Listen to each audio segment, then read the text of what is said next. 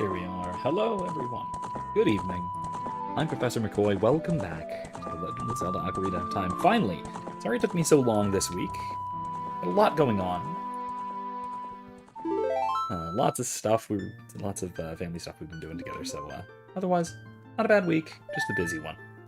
So we're getting back into things. We are back to the ice cavern, and we have some blue fire, but I'm not going to waste it on that.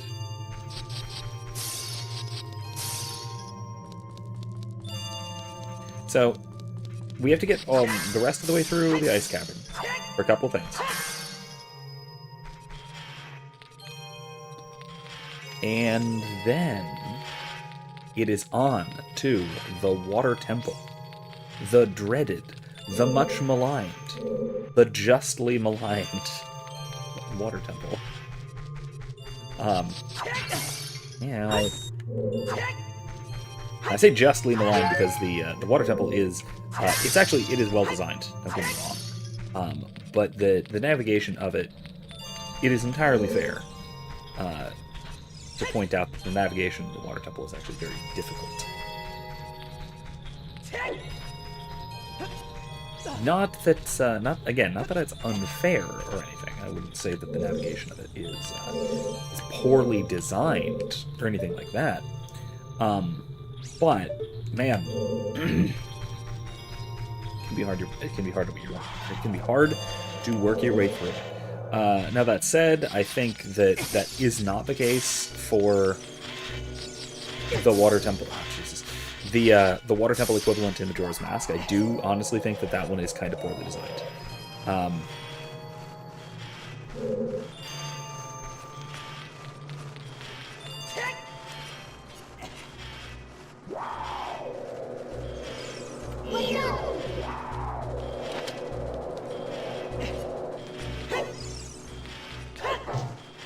Where the heck did it go? That was weird.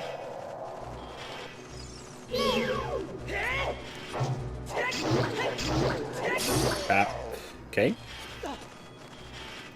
Wait, I got the blue fire already. Darn it. Okay.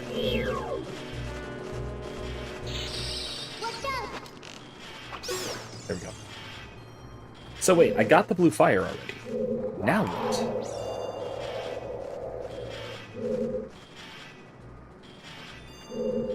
Oh, that's right. I just need to go back, because now I just need to unfreeze King Zora. That's right. Okay. Now I know. I came through this whole thing for no good reason. Silly little me. Ow. Alright.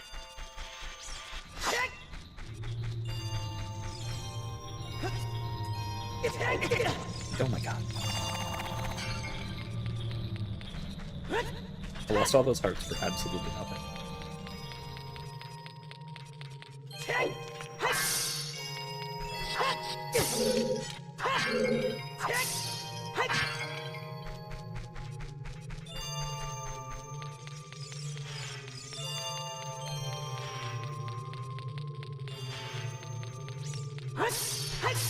Anyway, so, we're moving on. We actually do need to get to the Water Temple now. There we go.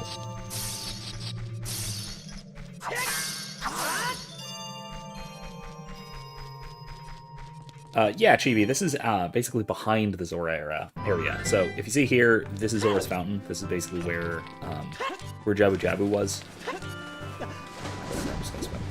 I don't like this. Get too close. Alright. Yeah, right here is where Jabu Jabu was, 7 years ago, when we were a child, when we were a wee little child.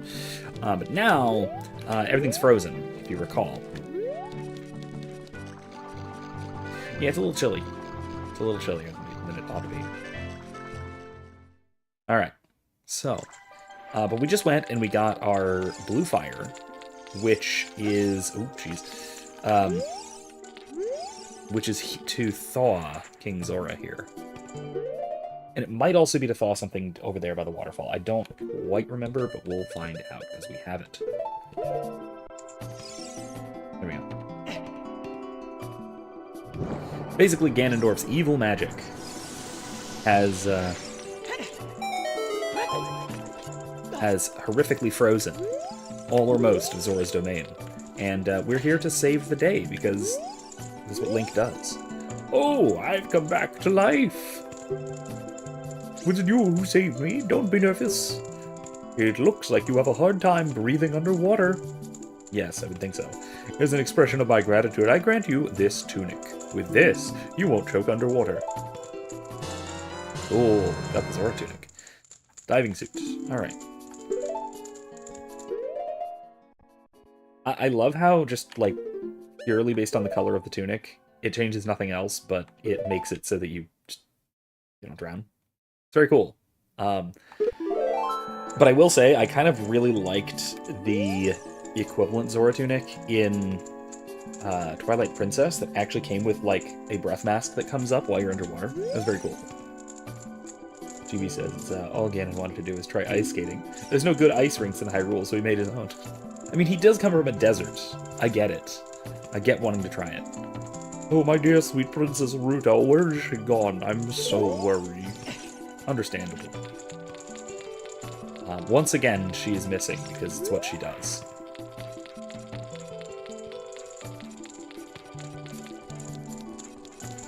Okay, so now I can go to Lake Hylia, right?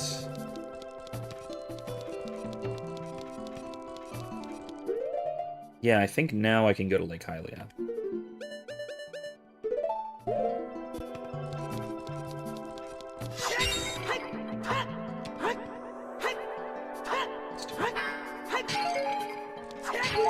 There.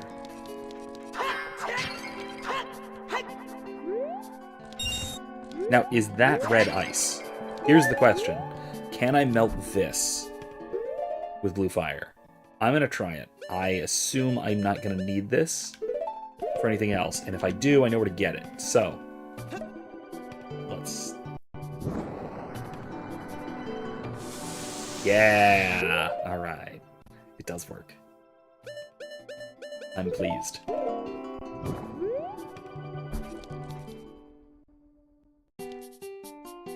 And of course, I could have just come here and bought a Zora tunic. For 300 rupees, so I couldn't have yet. But still, I could have just bought it. Ridiculous. Anyway. No, nothing of use. Thanks anyway.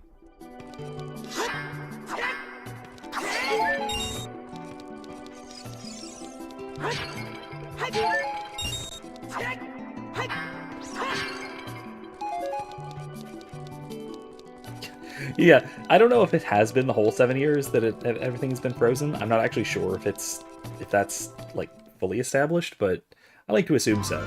I mean, honestly, the perhaps more reasonable assumption is when Zora's domain froze, he probably got frozen inside. Like, the whole thing froze through. Not just he's been standing there, you know? But maybe. I actually don't... Wait, this is not where I want to be at all. Hey. Oh, I see. Saria won't ever come back again. But I made a promise to Saria.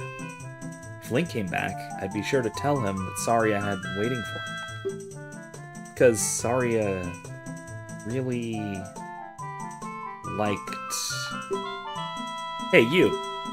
If you see him somewhere, please let him know. And also, sorry for being mean to him. Tell him that too. I'm glad I accidentally came back here. Well, we're in the Lost Woods, to explain the presence of the goober.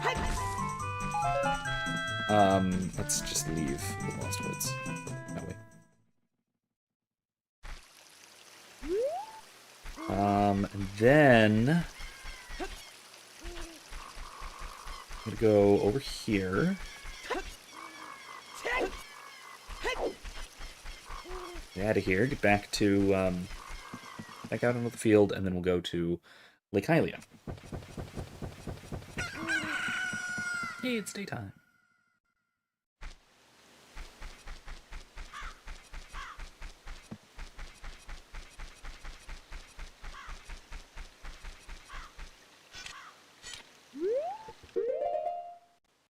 Alright, let me see. Let's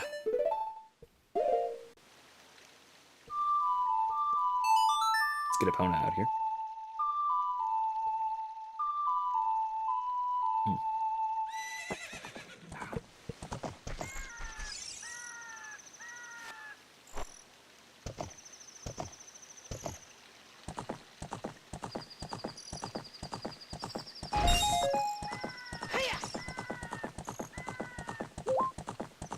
What?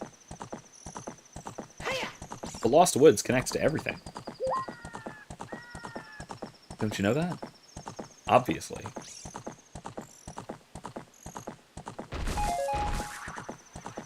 Yeah, Epona. So, we did this near the end of, was it 2 streams ago? Or was it partway through last time? I don't remember which. But we went and got Epona. So, Epona is Link's source, however old he is. In almost every game, Link has Epona. In Majora's Mask, so basically in this game how it works is you become friends with Epona.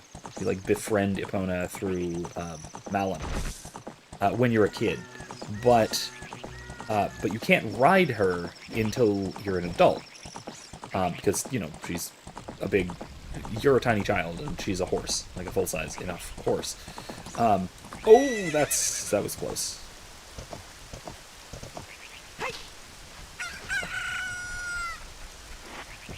Whereas in Majora's Mask, it is assumed that you are big enough, just barely appropriately big enough. There we go.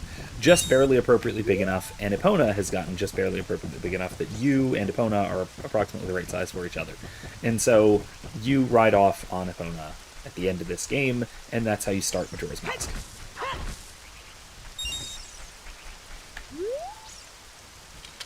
Hey, Kid Club. Good evening. No, so Epona cannot take damage. But you can take damage when you are on Epona. So, yes. When water fills the lake, shoot for the morning light. But,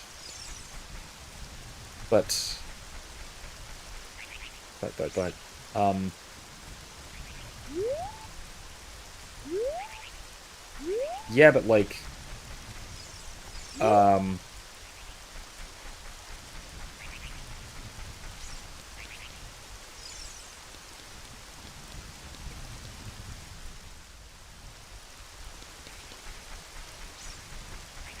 okay, so I got the Zora Tunic.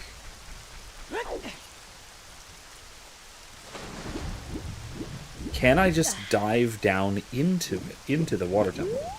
Can I dive low enough? No, because I need to hit that switch somehow. What?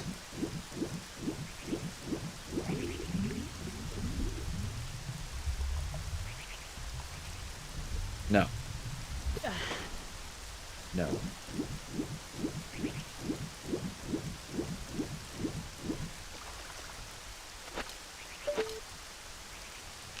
This isn't gonna work, but...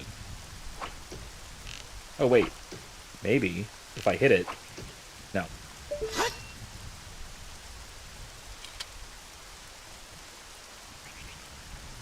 Okay.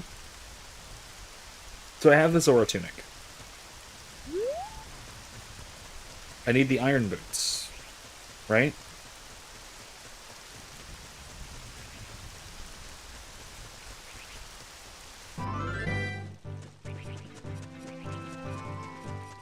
Oh, yes.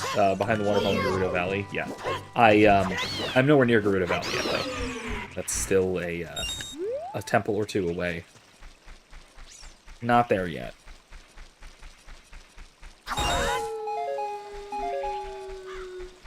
Okay, shoot. How am I to do this? What do I need to do next?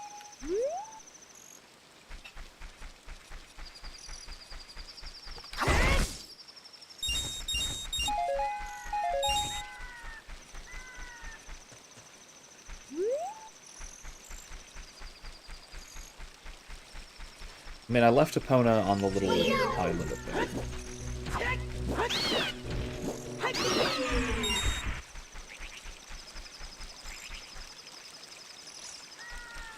Oh, wait. Do I need to go up this river, maybe?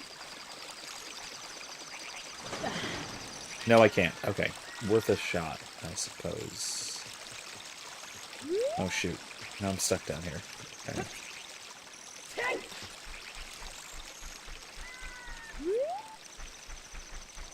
Darn it.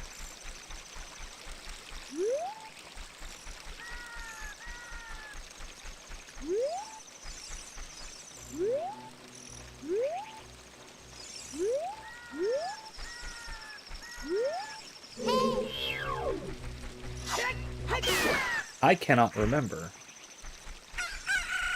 how to get into the water temple.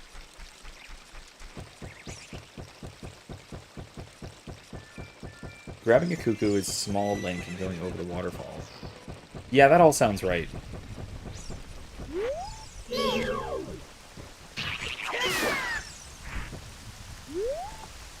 Yeah, all of this sounds familiar now, but remember. Oh, I'm supposed to do this.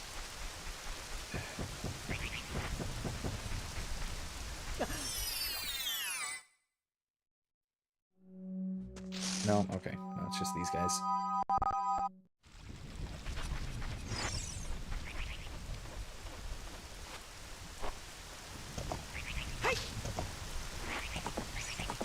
Oh, come on.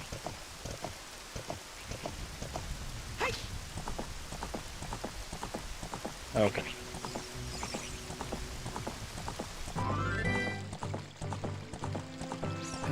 I have to thaw Zora's Domain first. I don't know how to do that. Is it not in the ice cave? Is it still in the ice cave? I'm trying to remember. I don't... Oh, wait, what's this? Oh, no, that's just the way out if you're a child. That's right. Okay, never mind. Really?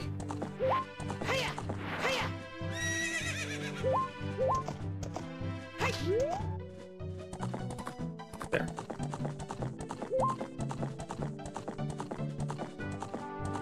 Alright, I guess we're going back to Zora River. I don't know. I don't know.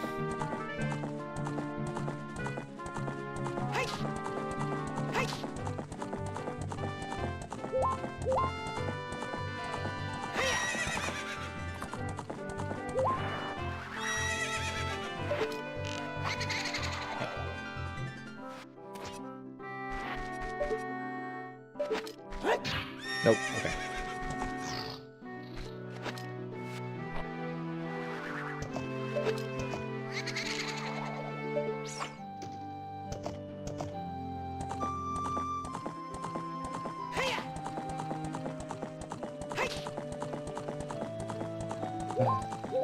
This is gonna bug me. I'm also, there's a fair chance I will be spending the next 3 hours bumbling through this like an idiot. There's also a fair chance that I will actually figure it out, but...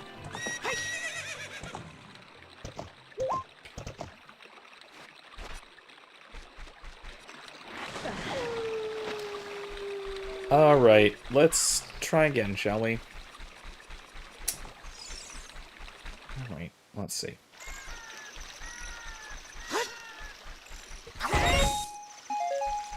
He says he finds it kind of funny. He or she is. Sorry, I have no idea. Find it kind of funny that in Smash Bros. You can have regular Link, and Toon Link, and Young Link fight each other. Yeah, I kind of love it.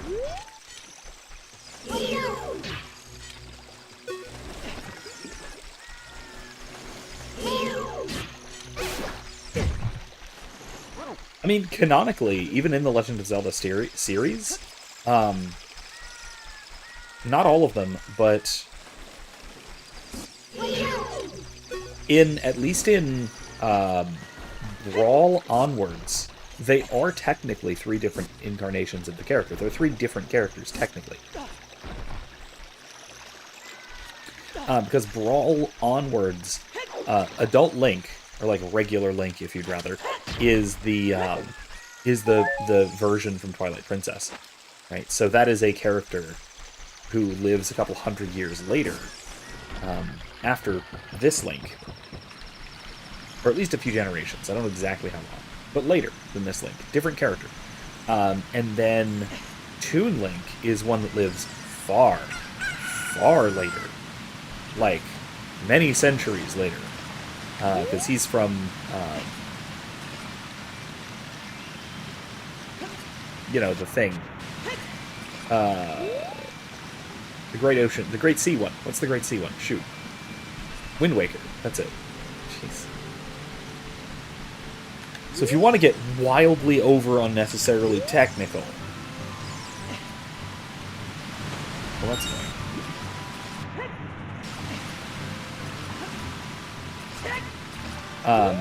If you want to get wildly overly technical, they are technically 3 separate characters. They're just basically... I forget exactly whether the lore says that they are...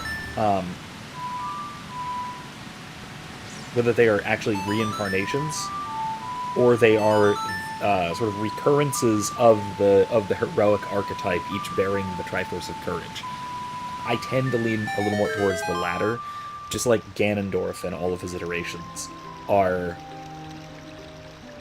the sort of reinstantiation of Demise, the arch-villain, wielding the Triforce of Power.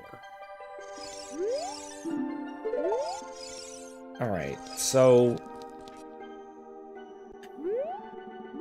Okay, what gives?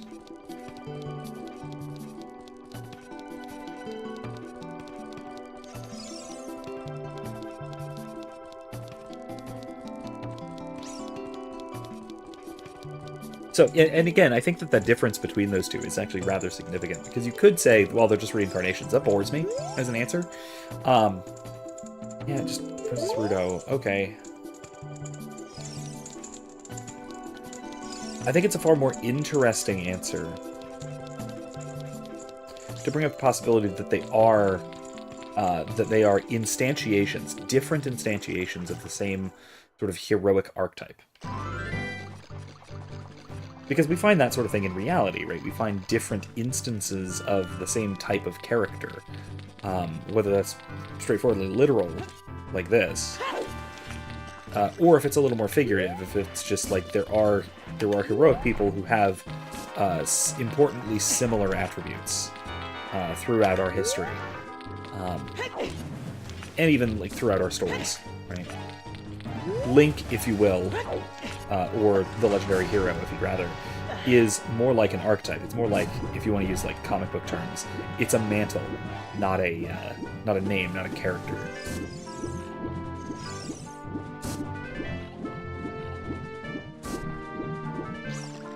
Again, so like the comic book version of this would be like, there have been at least 3 versions of the Flash, right? There's Jay Garrick, there's Barry Allen, Wally West.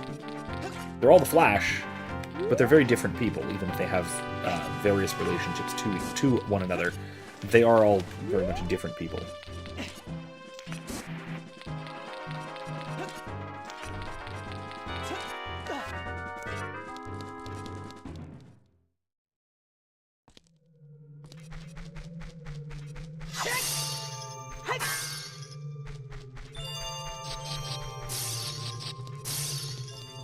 What? Wait, the Deku Stick does 2 times as much damage as the sword as Adult Link? That's bizarre.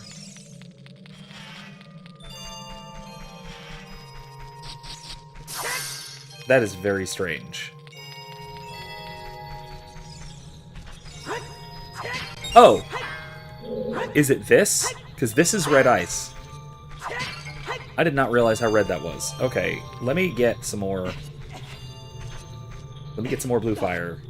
Oh my gosh. Oh, you did... Oh, as much damage. Okay. That's a little more plausible, although it's still kind of ridiculous. I mean, it makes some degree of sense, given that the stick is wielded two-handed. So, it's the equivalent of smacking somebody with the Big Oron sword, but without the massive damage with the Big Oron sword, you know? Without the sharp edge. Whoops.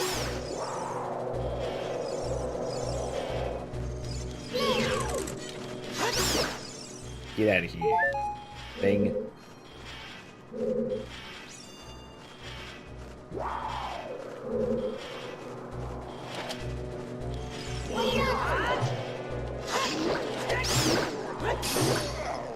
Wait, you can just use your sword against it? And it does the same damage?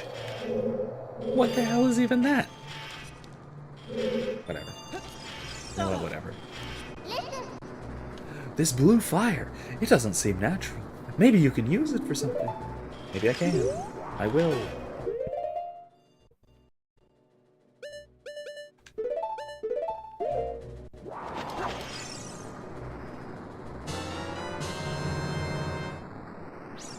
Oh, it does twice when you do the jump slash. Yeah. I mean, jump slash always does double damage. Right? It's just double of whatever weapon you're wielding. If you jump slash with a Master Sword, it's the same amount. Yeah. Yeah. I mean, it just does the same amount of damage as the Master Sword, right? Right?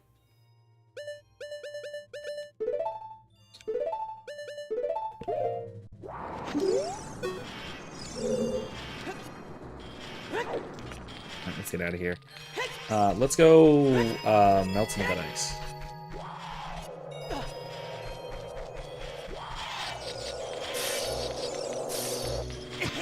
Damn it. Stupid thing. I mean, I am a big fan of Shadiversity, a medievalist channel, who, man, I'll tell you what, is a big fan of the stick. Oops. As a weapon. And for good reason, too. The stick is actually a very effective... Oops. Well, that was a net positive. The stick is actually a very effective combat weapon, and it was a very commonly used combat weapon, especially just because it's so easy to use, and so easy to construct, and so easy to find, yada yada yada yada yada. For so many reasons, the stick is a wonderfully effective combat tool. It's not, in almost any way, the equivalent of a sword, but ooh. Okay, I'm gonna go back and see what the other side's about first.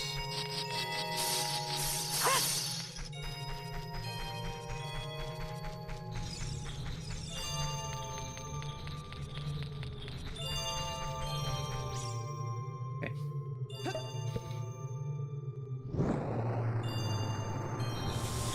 Yeah, it does. It is kind of silly that a literal stick can do as much damage as not just any sword, but the Master Sword. The sword of legend, the one that, as you say, can kill Ganon.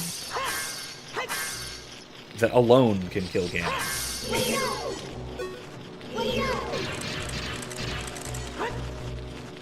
Ah, come on.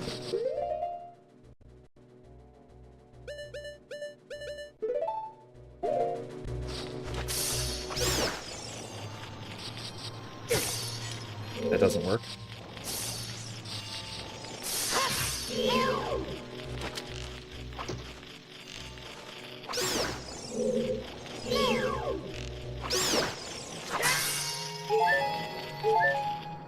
There's a useful chest.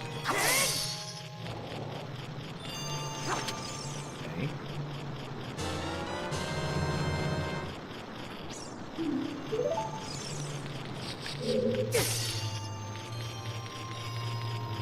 It is very silly, but like I said, I'm a big fan of Shadiversity, and he's a huge fan of the stick as a combat tool. The stick is a great weapon.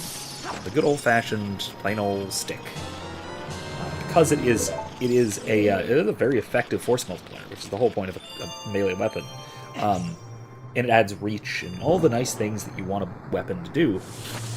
And it's just wildly easy to use and wildly easy to acquire. So, alright, yeah, no, I'm a big fan of stick. I like stick. Stick is good. Absolute stick. Compass! Okay. Wow, I didn't realize that this is that much of a dungeon.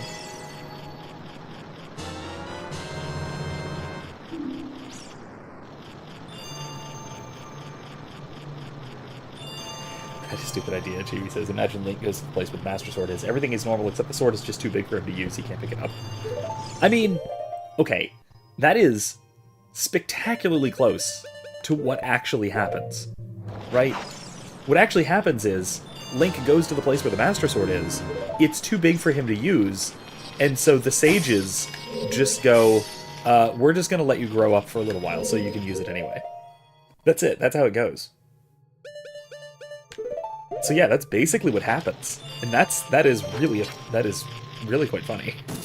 Hey, what the... There we go.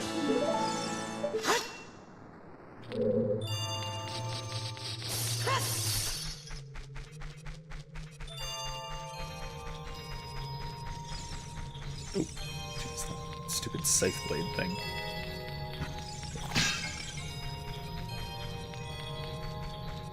Alright, now let's try this hell room.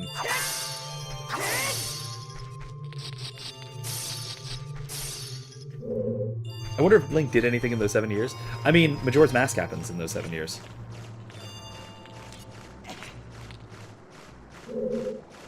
Right? Oh, jeez. Come on.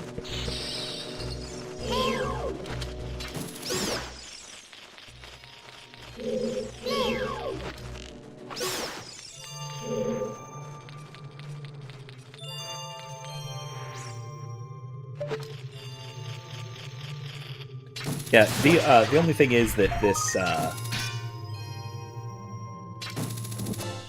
mean, the sages, how it basically works is kind of ambiguous as to whether it's that the sages just, like, froze him in time, or if they actually pushed him forward in time.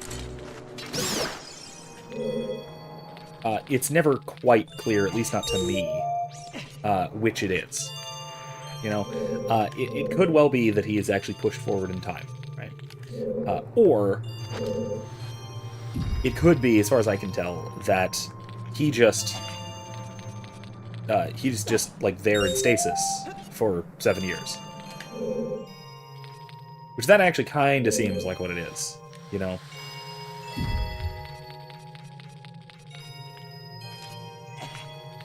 That's one of the rupees up there. Okay, I need another blue fire in a minute, but this'll do.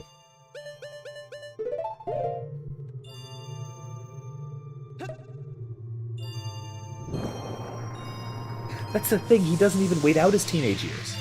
He's, I think, 10.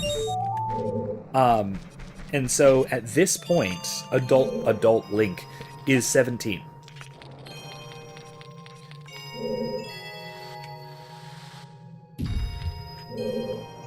Right, so he's not even, like, waiting out his teenage years. He's waiting out some of his teenage years. But he's still got some left. He's definitely still got some teenage years left in him, you know?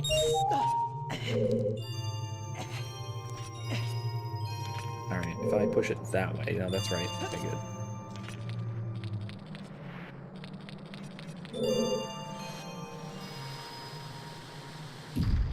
Yeah, he's not wearing the same clothes. He's got pants now instead of shorts, too. You ever notice that? Alright, excellent. Yeah, I mean, the Sacred Realm has got to have, like, its own clothing store, right? Right? You would expect it. You would expect that sort of thing. It's a... Damn. Oh, you gotta be kidding me. That's annoying. Alright.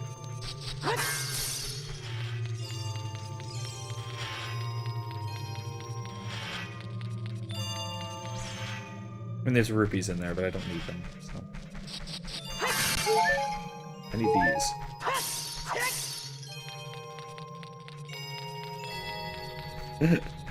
Yeah, Sheik went to the shops for some Link pants. For some Link-sized pants. For sure. I dig that. That's a great fan theory.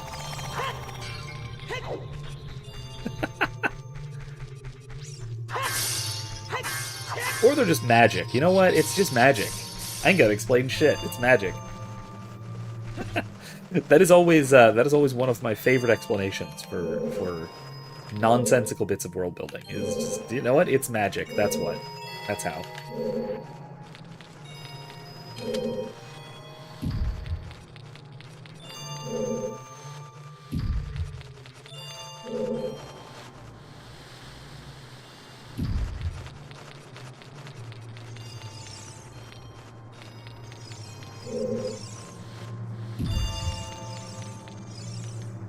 I mean, yeah, I know I can get a red rupee. The problem is that I have my wallet is already full, so I kind of don't want to waste them. I think it's red if I remember right. More blue fire. Okay, you'll need that eventually. Like I said, see there, even right there, there are some red rupees that I could absolutely get. I just don't really see the need right now. All right, so I need to push it to where? Oh, that's easy. Enough, not easy. There we go. Okay. That's not right. Nope.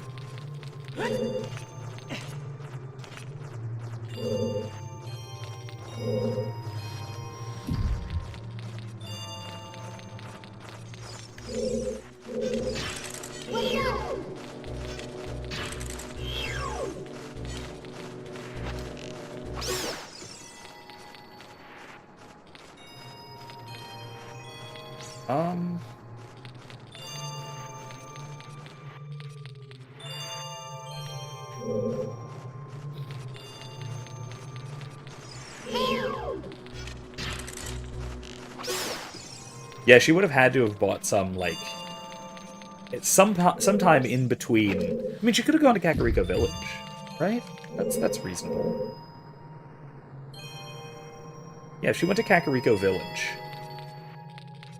then she could have definitely gotten Link some nice pants. Okay, let me try and figure this out. Where do I need to slide it to get it there? I need to hit this, and then I need to hit that. Okay, right? Because, yes, that's right. Okay, so in order to hit this, I need to hit that. In order to hit that, I need to go... No. I goofed it already. Darn. Okay.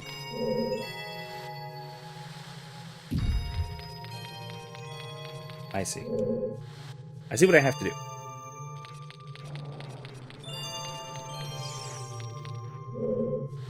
That way.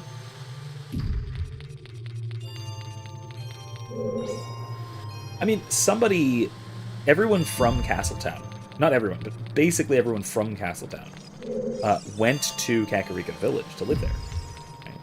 Right? And when Castletown was destroyed, ransacked, undeadified, those who did not turn into re-deads did basically turn into natives of Kakariko Village, so to speak. And that's less bad, I think. That's less bad.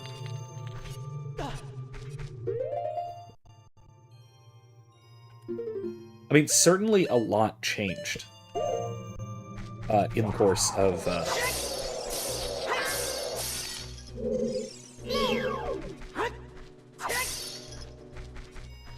in the course of that 7 years.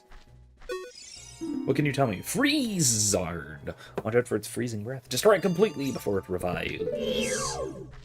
Can I shoot you? No, it does nothing. Okay, I kind of figured.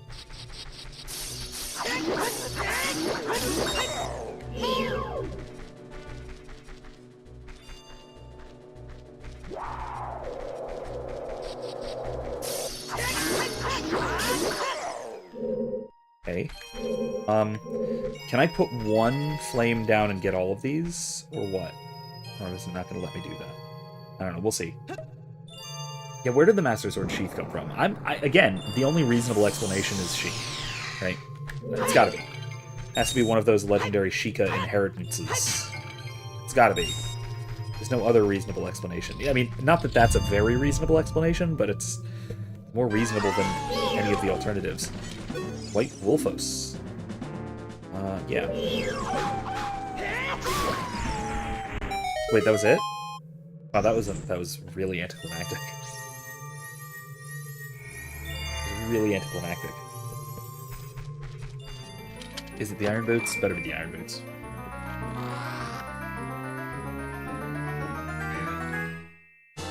Yay! Iron Boots. So heavy you can't run, so heavy you can't float. Hi, Sheik. There he is. We meet again, Link. Yeah, just niced up a sword sheath a bit. If you come here to meet the Zoras, you wasted your time. This is all there is. Now, I will say, there is a company I follow on Facebook, at least, called DBK Custom Scabbards. They do phenomenally beautiful work customizing sword sheaths. Because that's a hell of an art form. Because typically, a sword sheath is more than just, like, a thing to stick it in, right? It's usually a scabbard. A proper scabbard is wooden, right? Often lined on the inside with either cloth or felt or something like that. Sometimes wool. Which is there to keep the sword edge from dulling, and also there to keep the blade oiled, to keep the blade oiled and clean. And then typically, it's not just going to be wood on the outside, because it needs to be sealed and everything. So typically, it will have a leather wrap too, which is sealed to the wood and sewn, and that leather wrap is usually tooled, decorated, and dyed. And then it'll typically also have different embossings on it too, so it'll have the chape at the end. I think it's called a chape. That's what it is on a belt. I think it's the same thing. It'll have the little steel piece around the neck, which has to be arranged correctly so that the edge of your blade doesn't scrape along the metal part. It goes against the cloth covered wood. All of that. It is really it is an art, and I don't have any really nice scabbards for any of my swords aside from the ones that came with like specialized scabbards for them. I have a couple of those, but I don't have any custom pieces that are for any of my swords. Like the one I've showed is just the one I've showed, the leaf bladed one. That basically just has a leather sheath. It's just pure leather with a loop on the end, that kind of thing. That it just goes in if you need to carry it, which does the job, but it's not nearly as pretty as some of these things. Because like the Master Sword sheath, it can get absolutely gorgeous. Anyway, one exception: the Zoras are now sealed under this thick ice sheet. I managed to rescue the Zora princess from under the ice, but she left to head for the water temple. Of course she did. That's what she does.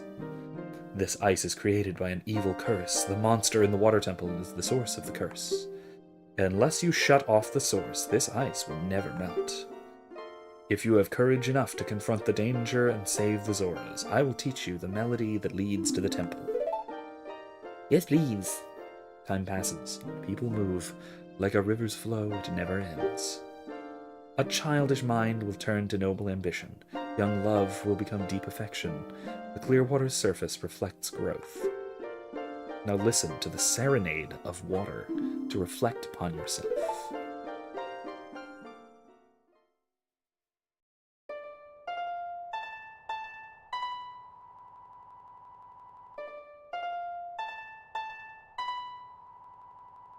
Nice.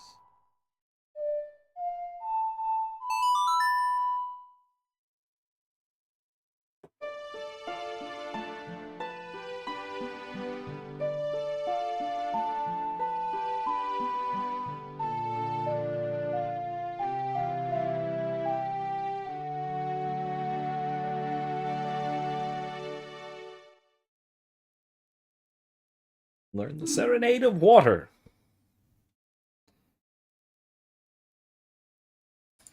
Right.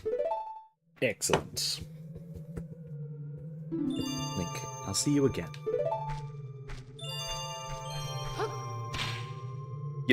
When you get awfully close to Sheik like that, you can tell how short she is. And when you get those little voice bits, it does kind of become apparent that is not exactly a guy. It's not exactly a ninja man.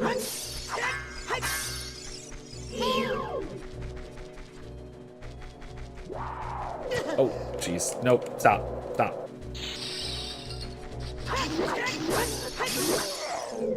Ooh, rawr.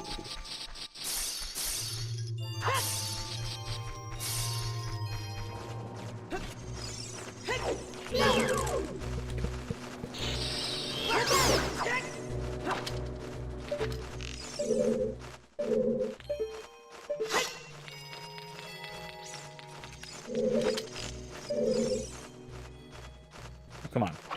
There we go. Good lord. Alright. Let's go get a little more blue fire, just in case.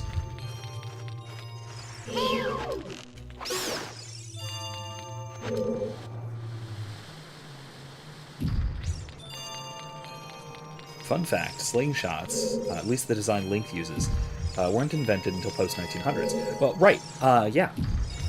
At this point, why doesn't Link play a medieval gun? Now, okay, I mean, honestly, Legend of Zelda is very Renaissance in its aesthetics and in its technology even. So I'll say, an actual pistol would technically, as much as I hate this, an actual gun would be a lot more technologically and chronologically appropriate than a slingshot.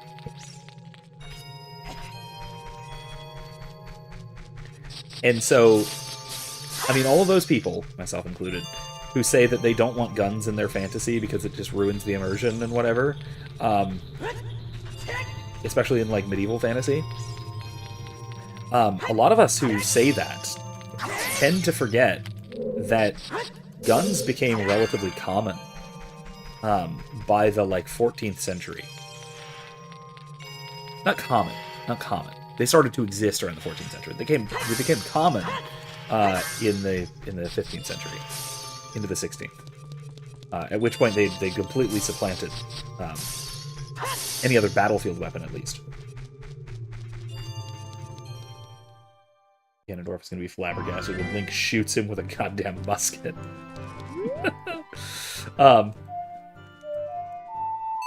Yes, basically. Absolutely. Freaking love it. Your desert wizard powers ain't shit. Brilliant. But yeah, this is why people don't like firearms in D&D, even though at least the matchlock and maybe even the flintlock were both invented, I think, before the rapier. And the rapier is a D&D staple, you know? So the fact that people like me, who want our fantasy to be fantastical, are perfectly okay with rapiers in our D&D most of the time, but absolutely despise the idea of firearms in D&D. It's just inconsistent, really. But I don't care that it's inconsistent. I just don't like the idea of guns in my medieval fantasy. You know, I just don't like it. I'm just not a fan, you know?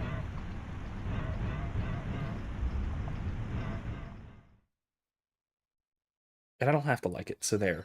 So this is also why I'll say that I not typically, but at least in the homebrew setting that I'm currently working on, I have the setting basically done, but I'm working on planning out a campaign for it to run it a little while. Oops, that's not great. I'm working on...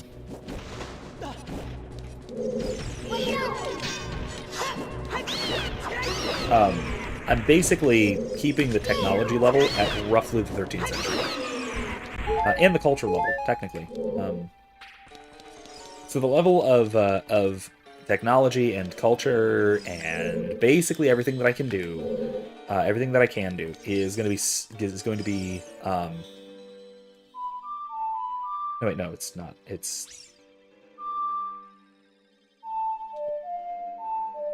Let's try that. Ganon's more scary with a flintlock. Yeah. He strikes me as the kind of villain who would just have like a flintlock pistol at his hip and blow you away kind of thing, you know? Alright, that one. Can I reach it? No. I need the long shot. Okay.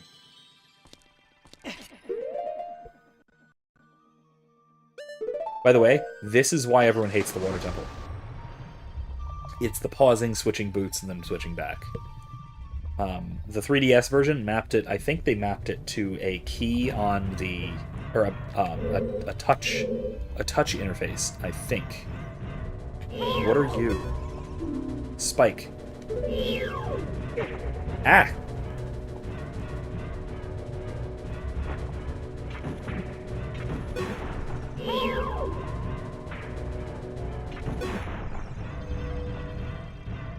That's unpleasant.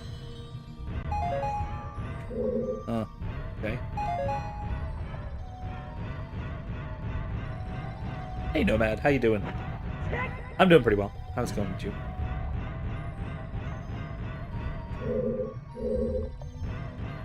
But yeah, honestly, the controlling the switching between boots thing is like the most annoying part about this level, and they basically fixed it in the 3DS version. Man, it's a good thing I have this Zora's tunic that lets me breathe underwater, or that would suck. That didn't work. Okay.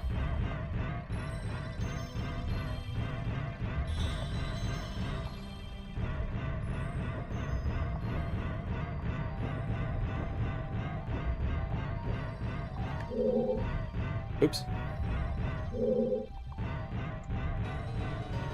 Glad to hear you're doing well. Hey, princess! Oh, you. If I'm right, Link? Yes.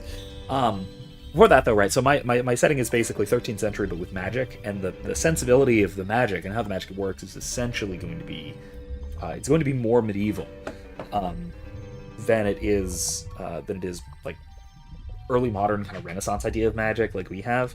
I'm trying very hard to make it so. But still sticking to the basic ideas of D&D rules, at least working that way. So there are still going to be combat spells that work like combat spells. It's just that kind of thing is much more rare, and what's more common is sort of ritualistic and experimental magic, that kind of thing. But again, because of the setting and because of the time period, and so I don't have to deal with the historicity of guns. Rapiers don't exist either in the setting. There are no rapiers because that's newfangled. And plate mail and even breastplates are wildly rare and expensive, so you won't find it. So I'm switching up the armors a little bit so that they're a little more period appropriate otherwise. But yeah, it is in large part like this is a setting to fix a few of the pet peeves I have about standard 5th edition. Or honestly, any of the editions of D&D have had a lot of these same problems. You're Link, aren't you? It's me, your fiancé, Rudo, Princess of the Zoras. Oh, great. Yeah.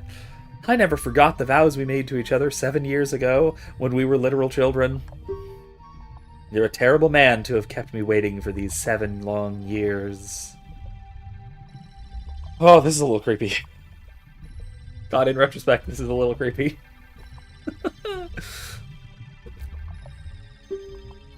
But now is not the time to talk about love. I'm sure you've already seen it. Zora's domain, totally frozen. A young man named Sheik saved me from under the ice. But my father and the other Zoras have not yet to save them all, but I want to save Zora's domain. You have to help me. This is a request from me, the woman who is going to be your wife. Link, you have to help me destroy the evil monster in the temple, okay? This again. Again? Yes, again. Here we go again. And yet, by the way, I think that I prefer the sort of canon ending of Link being with Malon rather than with Rudo, of course. Even more than Zelda in this continuity, really.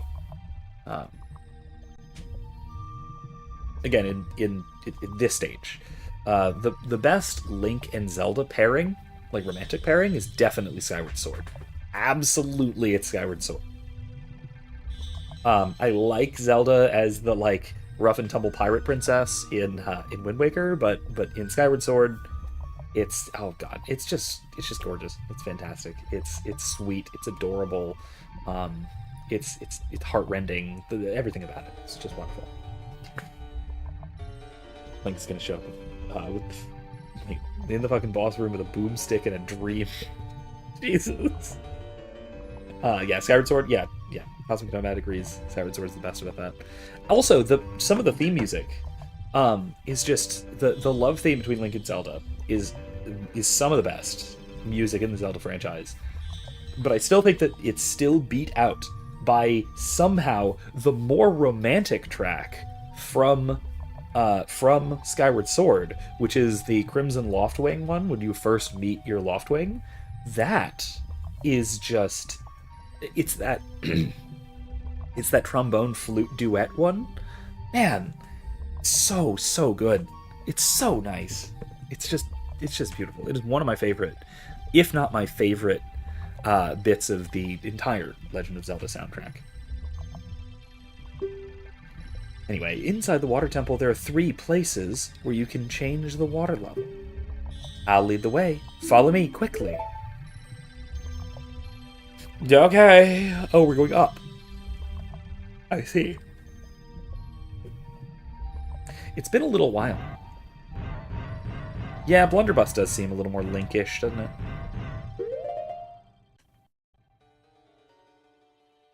I mean, yeah, he has... Blunderbuss certainly at least fits with, what's it called? Wind Waker. There we go. Oh, there we go. Okay, now, oh, this changes the water level, doesn't it? Okay, hold on. Let me see what this is first. Oh, it's Boss Chamber, that's what.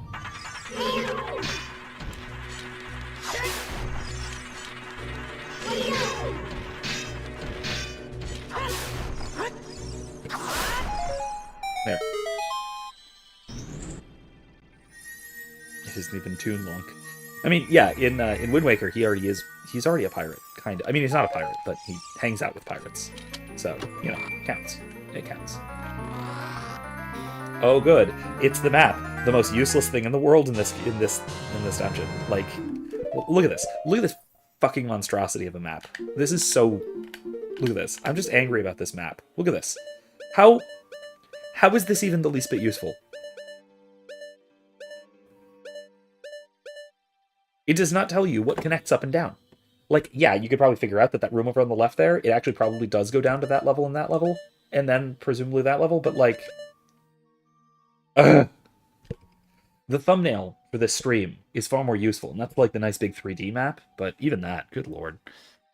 I should mention as well that Erica, the professional DM of the family, she has recreated the water temple, or very close to, not exactly recreated, but very close to recreated. There we go. It's very close to recreated the water temple for a tabletop for D&D. And man, it was fun. It was very fun. What is this? What is this? Do I need Zelda's Lullaby for this?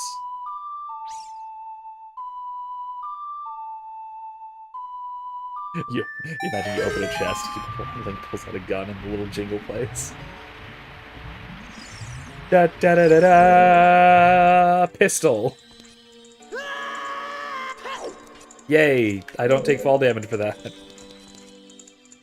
I need a stick. Absolute stick. I can't use a stick.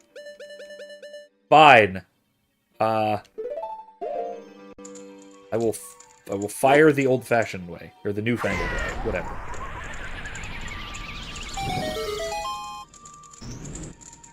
Why can grown-up Link not use stick? I don't know. You should be able to use stick. Ow! Really? We're doing that?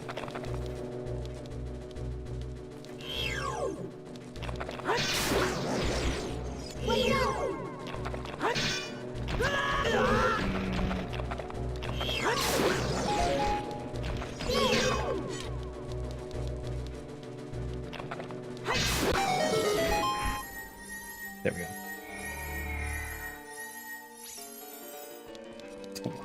Don't let that one in my academy. He'd be a felon. Yeah. There we go. I need one of those. I need one of those. Let us go. Your chunk? Okay, I guess I can't go back. Alright, I guess I'll make do.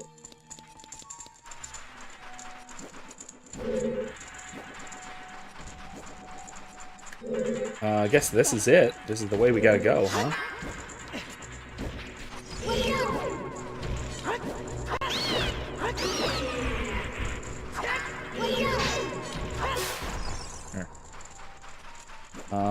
Is it that way? I think it is, right? Oh, hey, I need to pull this block out, don't I? No. Oh, I can push it in, though. Okay, good. I don't know if this helps me. Does this help me? Whatever. Let's find out. Oh, well, hello. Interesting. Let's give this a shot, shall we? Wait. Should I? Yeah, I probably should. Let's do it. Let's see what this does. Wonk.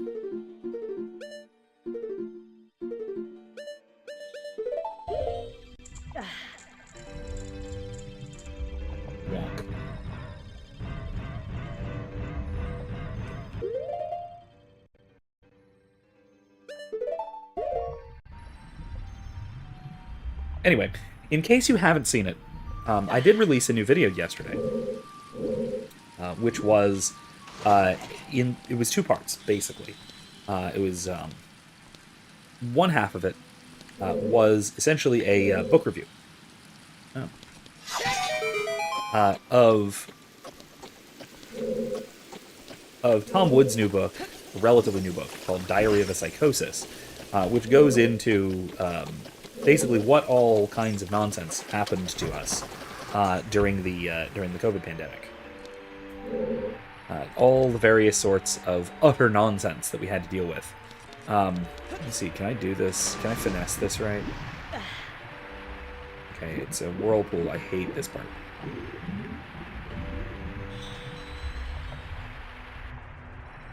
Didn't get it. Okay. Maybe I need to get...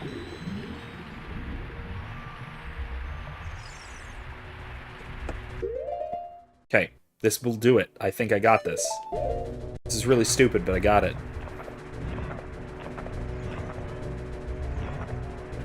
That didn't help me, actually.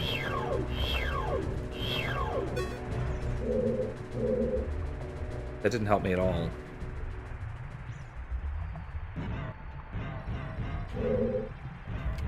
Okay, never mind.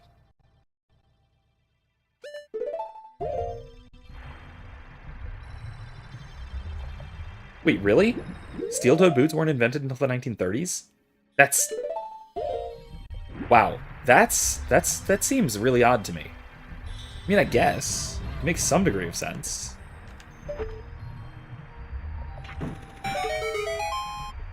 Huh. I had no idea.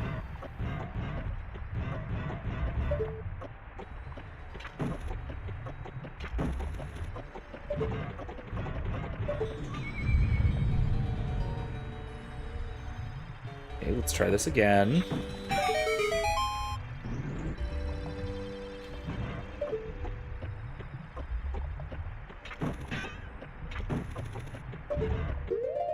Okay, maybe if I do it this way. Yeah, I mean, if it's the 1930s, then yes, Link could very easily obtain it. What the... I'm annoyed. I'm annoyed. I'm really annoyed.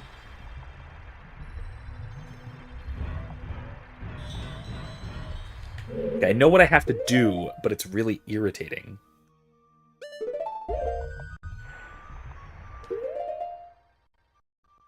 Do you see what I mean? About this being really poorly optimized?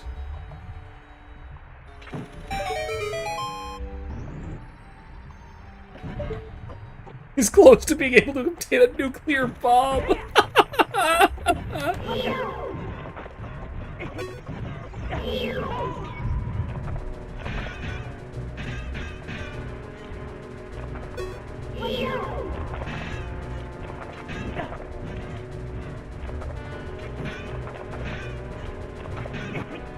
Oh my god, I'm going to die for this.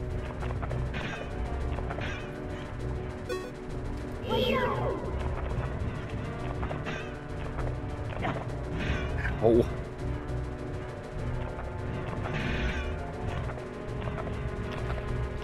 Okay, I can actually see them now.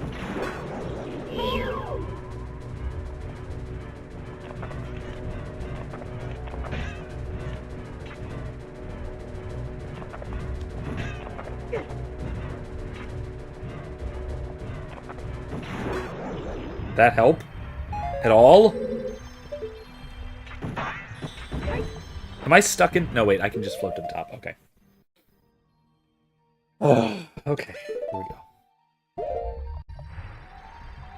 But yeah, anyway, so the first half of that video is basically just my very simple, very straightforward, very positive book review of Diary of a Psychosis. That is, I've showed before and talked about before. This one, which is basically just Tom Woods going through the history of what happened, a lot of what happened throughout the pandemic. It was very good. It was a very good book. Because it goes through basically day by day, or very close to day by day, the entire course of the pandemic and basically what happened and what was what we were put through, and then also what we knew when, which is a really good thing to remember. That's an important reminder of not just what happened, but what we were all or most either thinking at the time or should have been thinking at the time.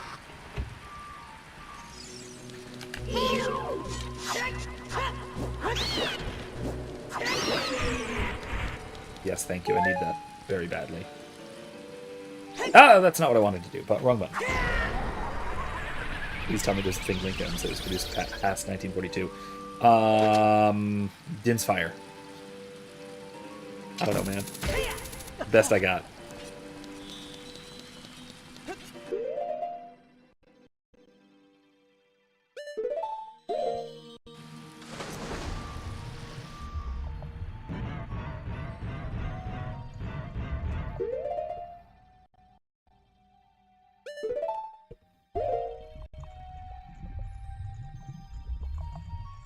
That would make a damn good fan fiction, though.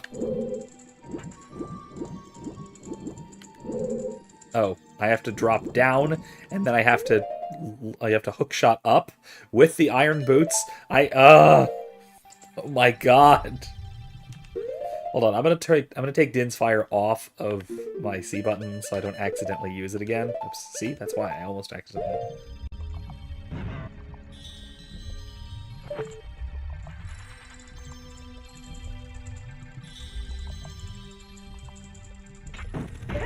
That'll do. Okay. So anyway, like I said, the book comes with my wholehearted recommendation. I absolutely suggest it to just about anybody. And especially given the fact that it will be sort of perennial, right? The book will continue to be historically important moving forward, because the longer we are out from the pandemic, the less we're going to very carefully remember. And I think it's going to be very important for us to very carefully remember a lot of what happened. And so it's going to be really handy. It's going to be really, really handy to have. Where'd it go? I don't care. I'm just going to... No, wait.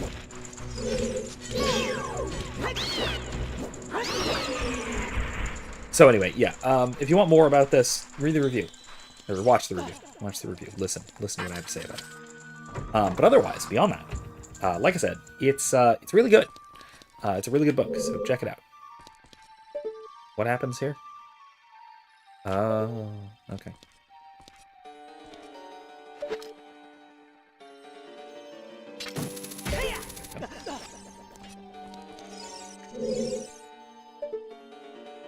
You don't think Link would go out of his way to obtain something he doesn't know about, let alone how to use it? Yeah, he would. He's a you know, big old, he's a warrior type. He knows his gear. He's an equipment obsessed fighter. In, like, roughly speaking, D&D terms.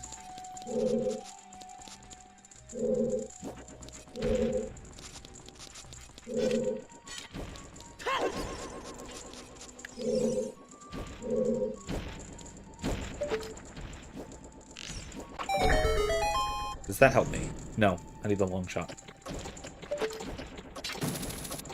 No.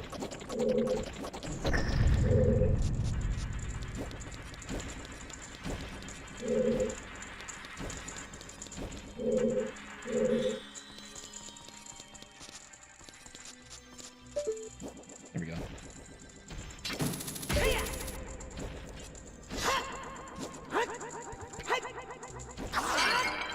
I mean, if you're talking about, 1930s, Link could have a Panzerfaust. That would be very fun. Don't you think? I think Link with a Panzerfaust would be a great time.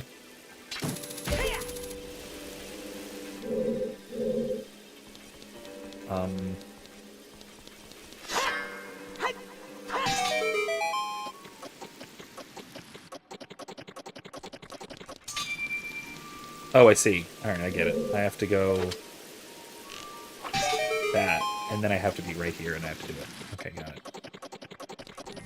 There we go. I assume this is the compass. But I could be wrong. Maybe not. Maybe it's something else. Yeah, there we go. Compass. Now what? Oh, it's just rupees. That's not useful. Whatever.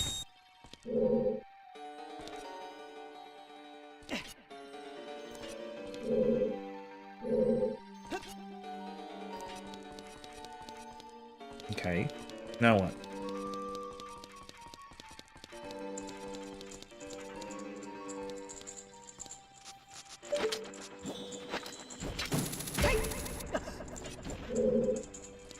You missed me.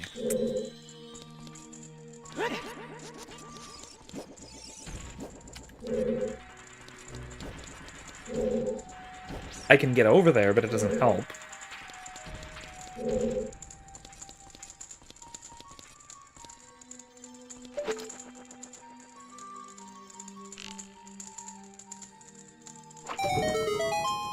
Okay, that also doesn't help. Really? But let's see. Oh, I get it. There we go. SMGs were in 1918. There you go. Yeah, there you go. He gets an upgrade partway through, right? I love how this is entirely based upon Link having a slingshot. It's so ridiculous. Alright, in order to advance, what do I need to do? I need to go... Ooh, okay. I'm not high up enough to get to up there, because I need to get to the ceiling, which I either need the long shot or I need the water level up higher. So that's fine. But I can Iron Boots from here, fall down, and then fall down. The earliest shotguns were made in the 1600s. Wouldn't a blunderbuss be basically a shotgun? Like, functionally speaking? Hey, here we go. Down, down, down, down, down, into the deeps. So no slingshot data required. Yeah. Yeah, like I said, people very often neglect just how early firearms technology developed compared to what we kind of think of. But, and yeah, it kind of bugs me a bit. There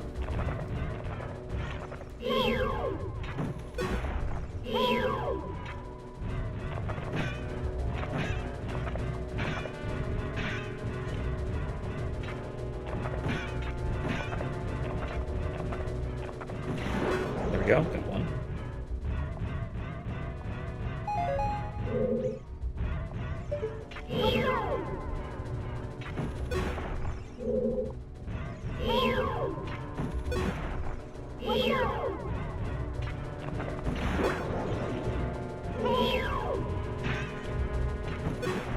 Also kind of hate that in this game the only weapon you can use underwater is the hookshot.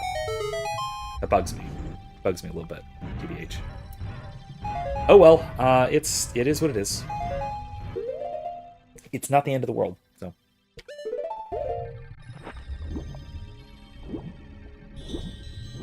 Oh, this is a dead end. Okay.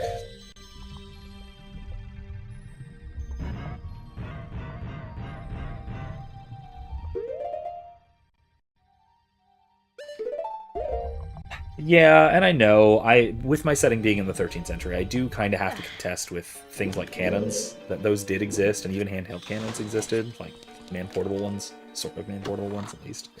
And that's fine, it's just that they're, again, assumed to be rather rare, probably quite exotic in terms of the materials, and I would think rather expensive. So, alright, sure.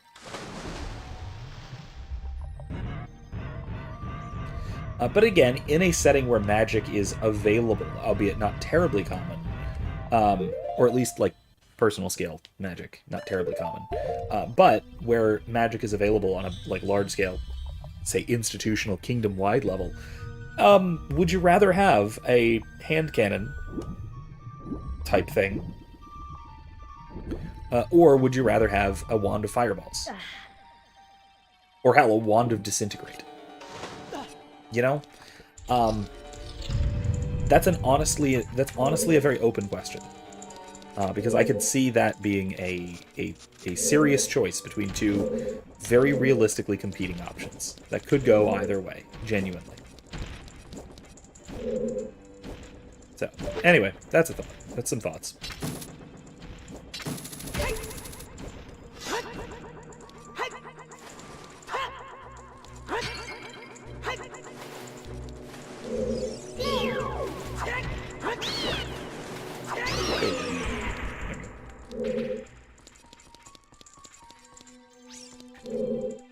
Oh, Cosmic Nomad. I was talking about my D&D setting that I've been working on. Like I said, the setting is basically done. And what is all that's really missing from it is I'm still working on refining the actual campaign details. Oh shoot. Hey. And it is technologically roughly 13th century, but with magic. Something like that. And so that means a bunch of things, including that there are no rapiers. And that plate mail is very rare and exceptionally expensive. Stuff like that. And I'm also trying to make it pretty culturally 13th century. So, now I'll say, as far as playing D&D goes, jump into our Discord server. A bunch of us run D&D, including my wife does. She DMs like professionally from time to time. Oh come on, really?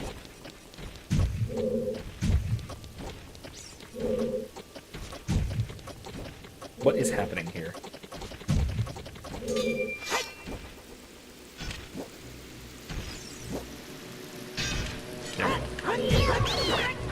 Bastard. There we go. But yeah, my wife DMs professionally from time to time, so keep an eye out. She does a really good job writing up campaigns and things. Again, her own. She also has her own like setting made up, which is, I would probably describe it as very proto-Catholic, if you want that as a description, if that makes sense. Anyway, it is a monotheistic world,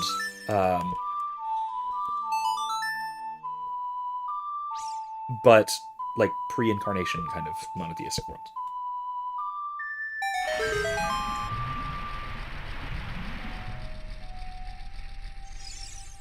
But yeah, I would say that it is it's a great setting. She ran it for me as a player once, and she is currently running it again for a group of players who are actually paying for it and playing it all the way. So, a campaign in that setting. So, yeah, a little bit Demon Souls, a little bit. Not as dark fantasy though. That's all. It is a little bit more high fantasy type thing.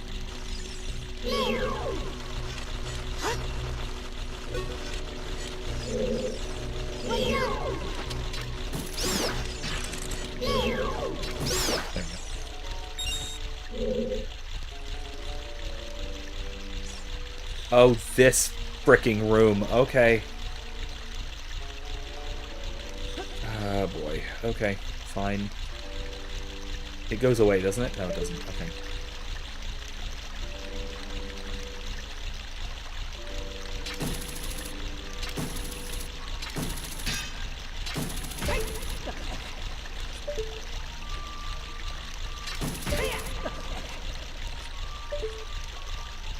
This is very difficult with this wildly oversensitive control.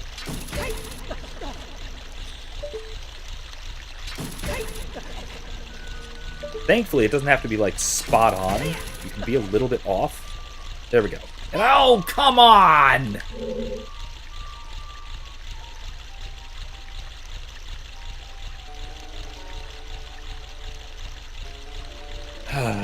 Need a key.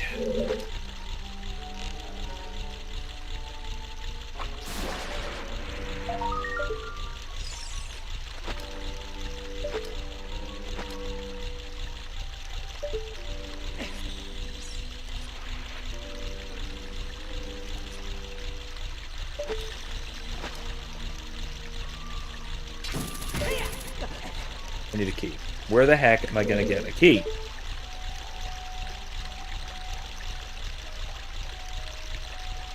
I hate this sometimes. You know how I said this that the layout of this temple is well designed? It's just annoying. There are bits and pieces of it that are actually just suboptimal. Not how I like. Okay. Oh, wait, hold on. Maybe if I... Hey, wait, okay. I think I have ideas.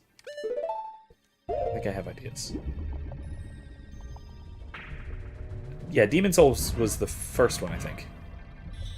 Yeah, I think so. Is this where I pushed down the... No. This is. And can I get up there? Okay. I can, but I have to be sneaky about it. Here we go.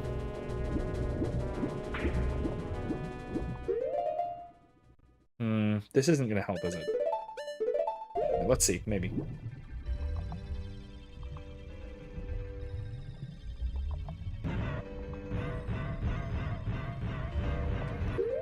Okay. I could just check the map and compass and see if I can find a chest I haven't gotten to. I don't know, we'll see. Wait, what? Back here. Oh. Okay, so I am there. The other side of this room, if I can get through it, has a chest, or a couple of chests.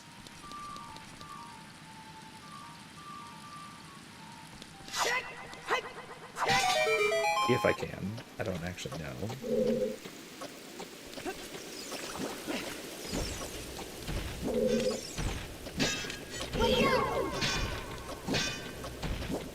Get out of here.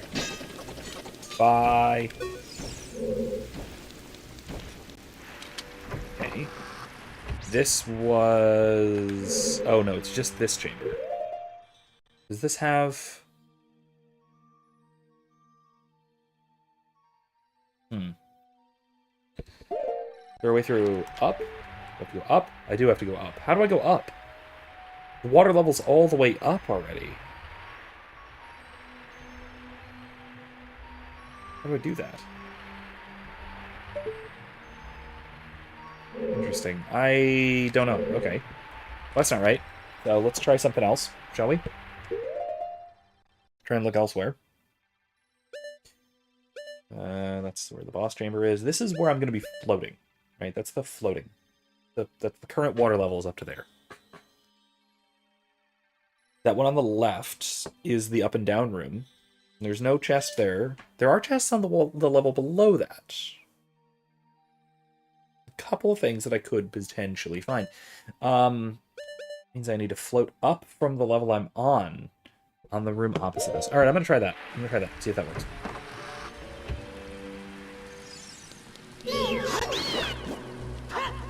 Okay, never mind.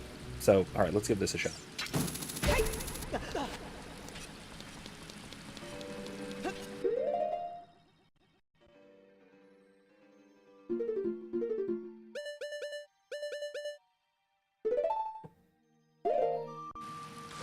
There's no reason for Link not to use a greatsword. He's lightly armored. That's a good reason. Um,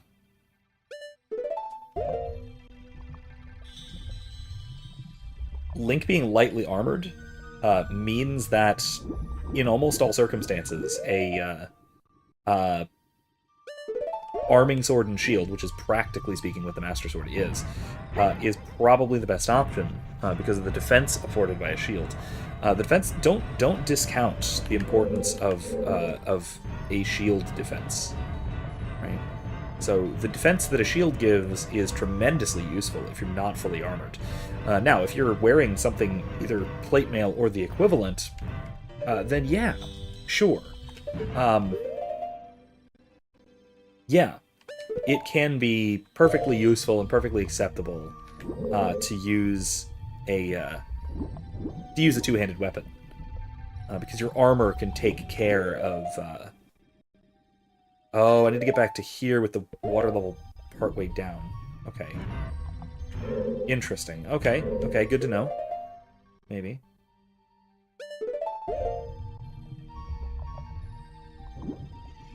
And you say buy armor, but it also, on the one hand, doesn't seem to be available. Polearms are good. Polearms are good. No, that doesn't help me. No, okay.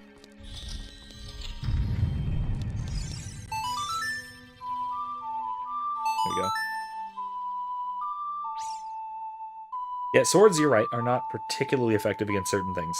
Well, that's also why he has a hammer. He does have a hammer. I'm just saying. And I... Damn it. Darn, that sucked. Alright, that didn't help me. Alright, I need to put the water level up to the midpoint, and then come back down here. That's what I need to do. Okay. Now, how do I do that?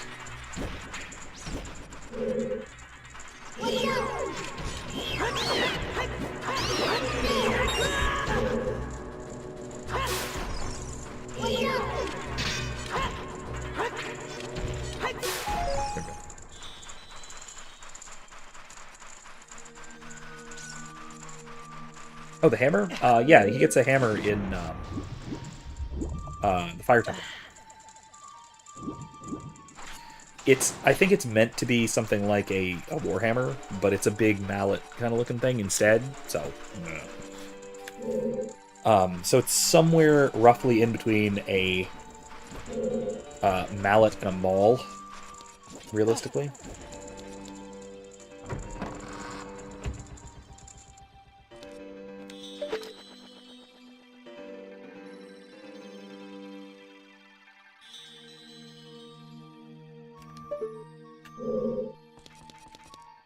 Okay. If I can go up here... There we go.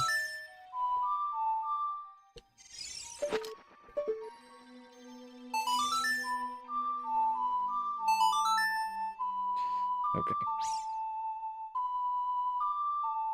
So yeah, he can use that against harder targets if you want. Think of it that way. Okay. So I do need to go up. I need to get back outside. That also means that... Yeah, there we go. I don't actually need this. I can just jump. And that means that I need to go back down to... Not here. Which side was it? Let me check the map.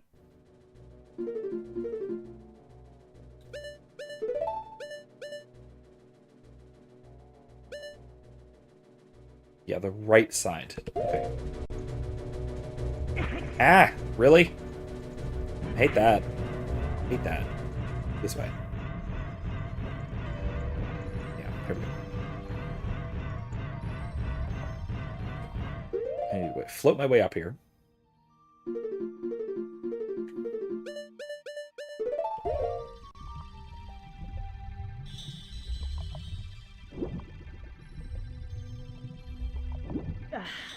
And can I just bash this open? Speaking of hammer, let me try the hammer. See if it works.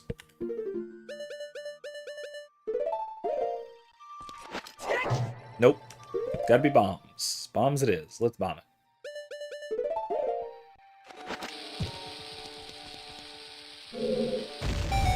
Why doesn't he draft people? Because he's the hero. He's the one destined to stop everybody, I guess. I don't know. There we go. That's what I needed. Alright, there's the key. That's what I needed. Alright. Oops.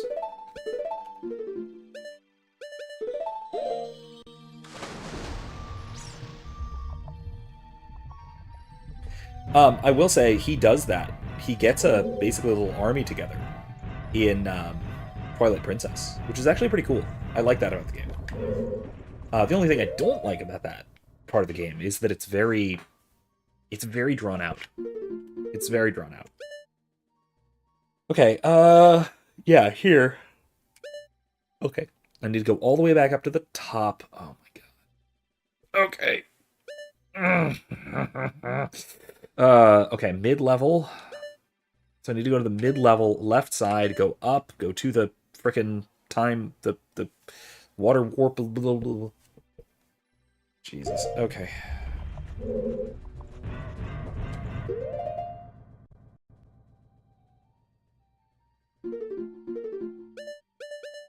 Okay. Let's do this.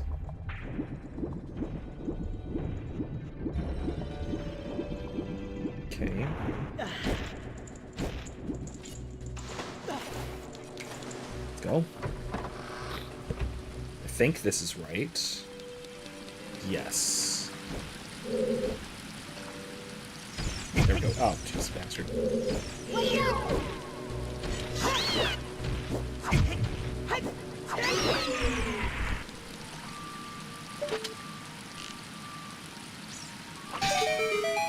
Up we go.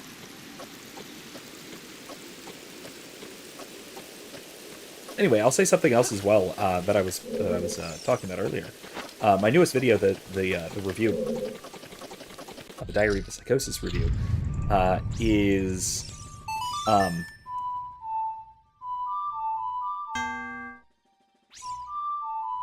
we go. The second half of that video is, after I'm done basically talking about the book and reviewing the book pretty sufficiently, I go through a great deal about one of my own experiences from the pandemic. Left side, okay. And one of the more troubling experiences that I had, which was a real eye-opener for the kind of poor thinking that was happening, even among what should be otherwise, like well-respected academics.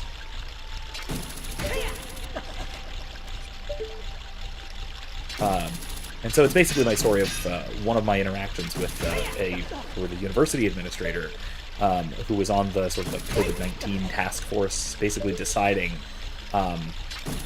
in part in charge of deciding what the day-to-day mitigation policies would be for the university.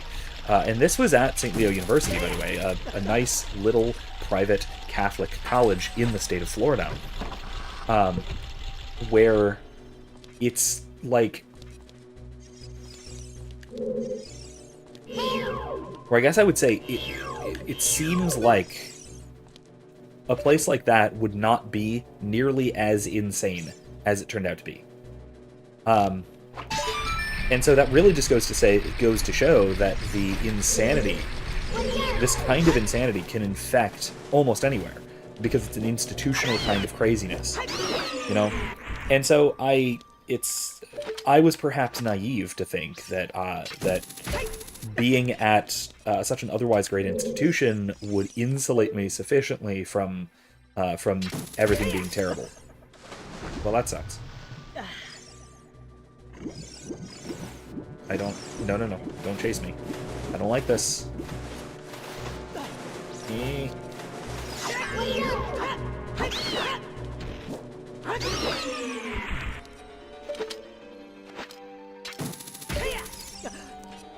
Okay, so I need to bring it back down now, I see. There we go. But yeah, it was spectacularly hard to escape the craziness, even when I thought I basically had. This is also notably something I didn't really mention in the video, that it was well after I thought the worst had been well past us. You know,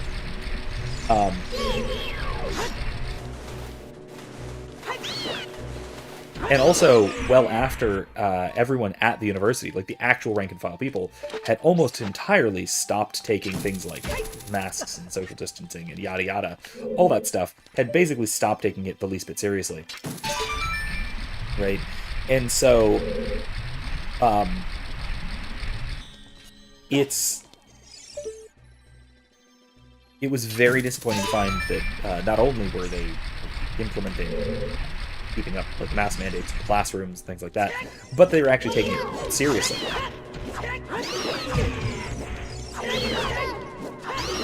I'm not gonna watch out. I'm gonna get my head beat. There we go. Oh no, it's a lifelink.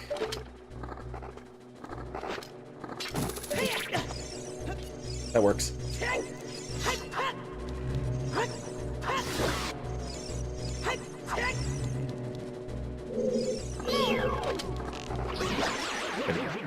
Got him, boss.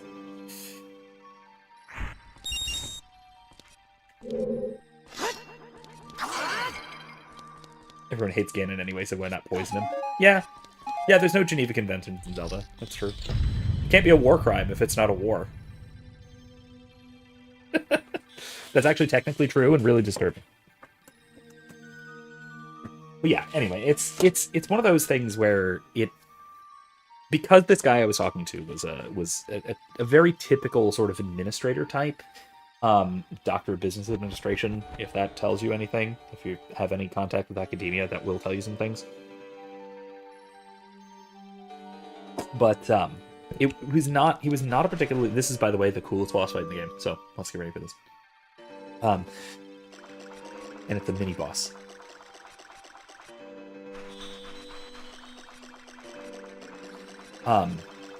This is not like a...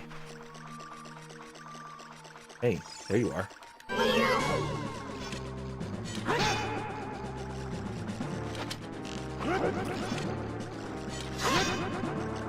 Oh yeah, I remember. Here's what I have to do. Here's the great way of doing this. It isn't a war crime if they're the bad guys. The CIA probably. Yeah, no, not probably. That's definitely a CIA talking point. Here. Yay! That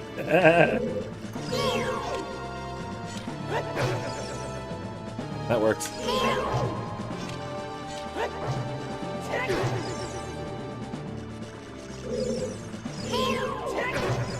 So, to explain, Doctor of Business Administration is one of those, like,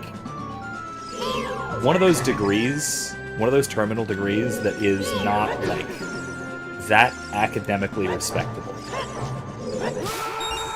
Yay, we got him. It is not all that academically respectable, really. Oh, it was all an illusion. Cool. And so this guy, it's hard to blame him in particular too, because he was just part of an institution that had gone mad, which was part of an overall system that had gone mad. So it's hard to specifically blame him. I don't actually remember how you're supposed to beat Shadow Link, but that 100% works. So the long shot, yeah, extends twice as far, yeah. All right, cool, very nice.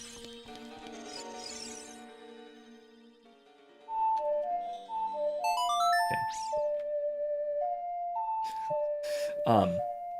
But yeah, it was sad to find out that there was explicitly, right? This guy basically just like laid out explicitly in writing via email that there was no ethical, scientific. Don't get swallowed by the vortexes. Okay, it's vertices. Wait, isn't it? It's vertices, right? Whatever. Anyway, I need to focus while doing this, so I'm going to talk first, and then I'm going to do it. That there was no ethical, scientific, or any other rationale behind why the particular decisions were made, why the policies were put in place. He was very upfront that there weren't specific, actual reasons. Right? It was... Oh, lordy. There we go. It was purely... Oh, come on, are you serious? Okay, hold on. Let's sinky. This will help.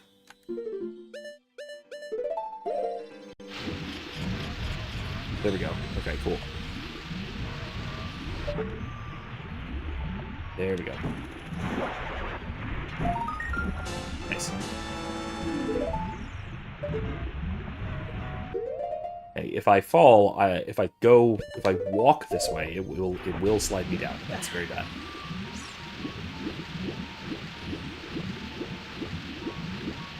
I go here. Okay, cool. I think I need arrows specifically for this, don't I?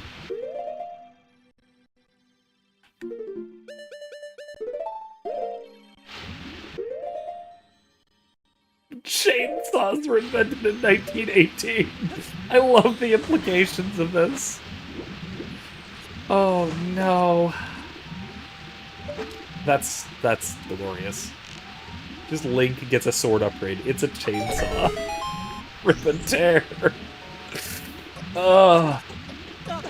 Oh man, that's spectacular. I freaking love it. Oh my gosh. Yeah. Anyway, I do think, like I said, that it's disappointing to see that sort of thing, you know. But the Master Chainsaw, it's aesthetic as heck too. It's got it. Okay, now I have the long shot that opens up a whole bunch of new options for me. So let's figure out what those options are, shall we?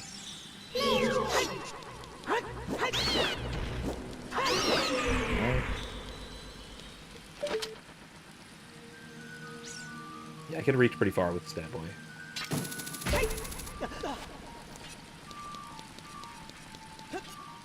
When was the hook shot invented? Yes, I'm making fun of this whole process, just a little bit. Some of it is just straight up fantastical, vaguely Renaissance-y equipment, so, what are you gonna do? What I should do is save. Next time I switch boots, I'm gonna save. Oh, I could have just long-shotted my way up there, couldn't I have? Okay. Ooh, I can go into the center thing.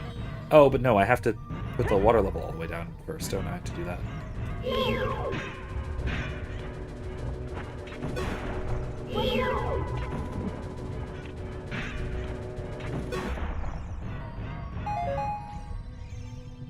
Why does Link use the long shot in his offhand? That's very strange. I mean, fine, it's just weird. Because Link's a lefty. Gatling guns were invented. Yeah, that I knew. Yeah, they were early versions of Gatling guns were used in the Civil War. Maxim guns, basically. Right, here we go. This'll do. And I have a key, so I can just do it. Do this. A chunk. Oh, what's this?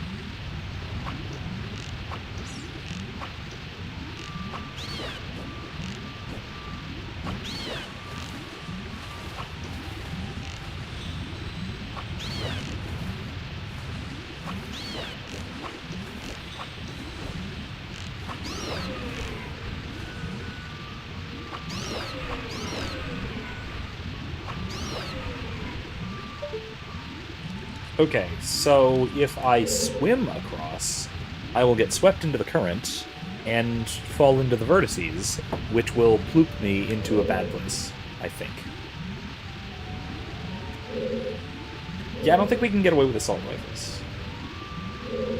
No select fire for Link. Sorry, Link.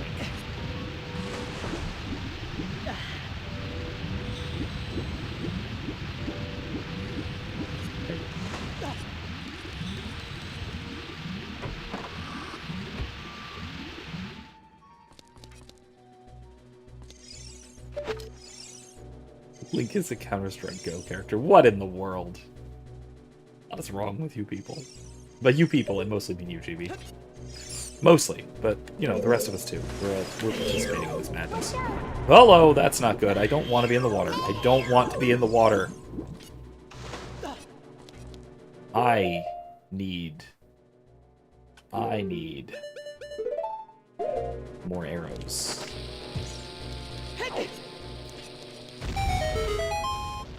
Yeah, there we go.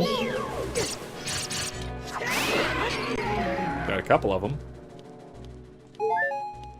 Hearts are good.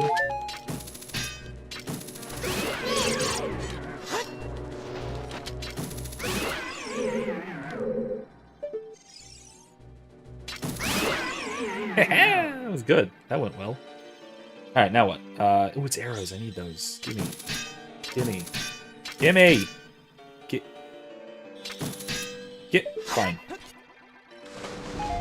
There we go. Got him. Got him, boss. We got him, boss.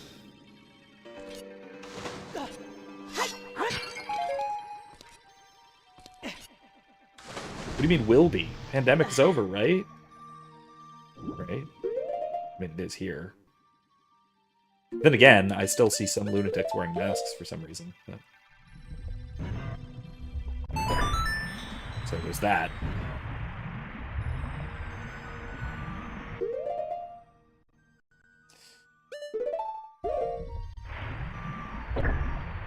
That did not help at all. Alright, never mind. I mean, look, I stay inside sometimes too, but it's because it's my house and I sleep here. I don't know. Wait, is that wall bombable? It is, isn't it? That looks bombable. It looks very bombable. Yep, okay.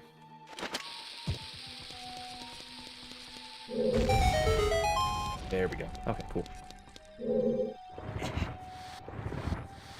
I mean, look, if you have, like, compromised immune system, I understand that.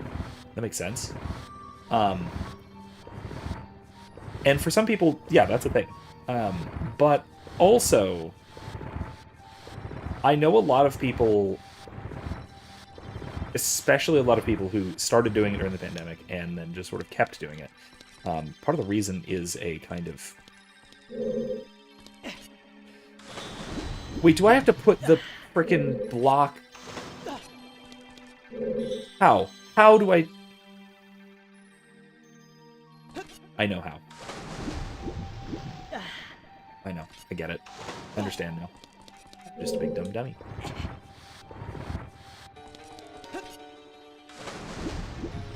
I have to push it the other way. But anyway, so I will say, right, so one of the things that we have thankfully learned throughout the pandemic, and this is, to be fair, this is something that we already knew for like 100 years, because we learned this in the 1918 flu pandemic. We had a lot of scientific data to tell us this, that paper or cloth face coverings, and even medical grade face coverings, do absolutely nothing on a population level to mitigate the spread of respiratory viruses. It does literally nothing. It is statistically insignificant. No matter the level of use, the consistency of use, nothing. There is zero measurable effect on a population level. Now, the specific effects on an individual level are a little more contested. because there is some evidence, at least, that it can mitigate the spread under very narrow laboratory conditions. Maybe. So, put some herbs in there. I mean, it is okay now. I can respect that, but that's because I have a particular love for medieval medicine, because that is a very literal, not medieval medicine, early Renaissance medicine, I suppose. That was a common practice of plague doctors. That's why they had the big like bird masks, because they put them full of like herbs and spices and things to keep out the bad vapors.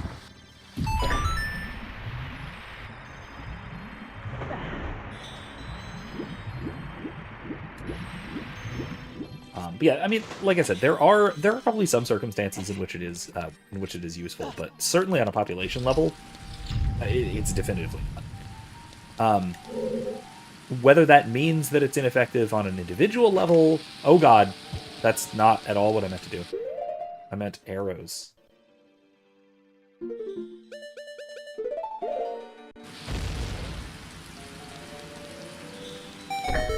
Okay. Okay, this is going to be interesting.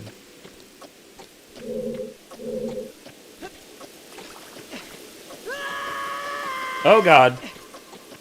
This is that's interesting. Okay. That didn't work out so well.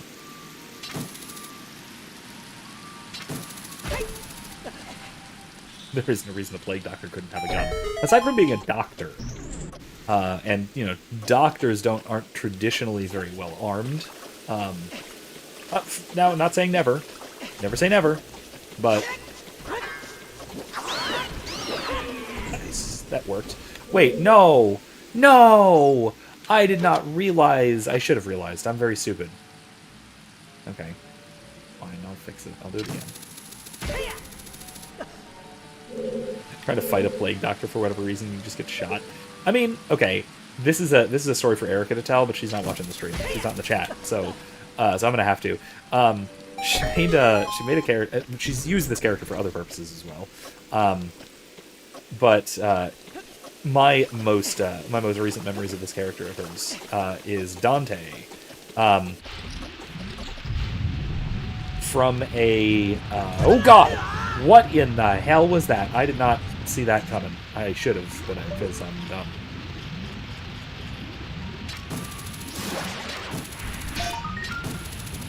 Oh boy!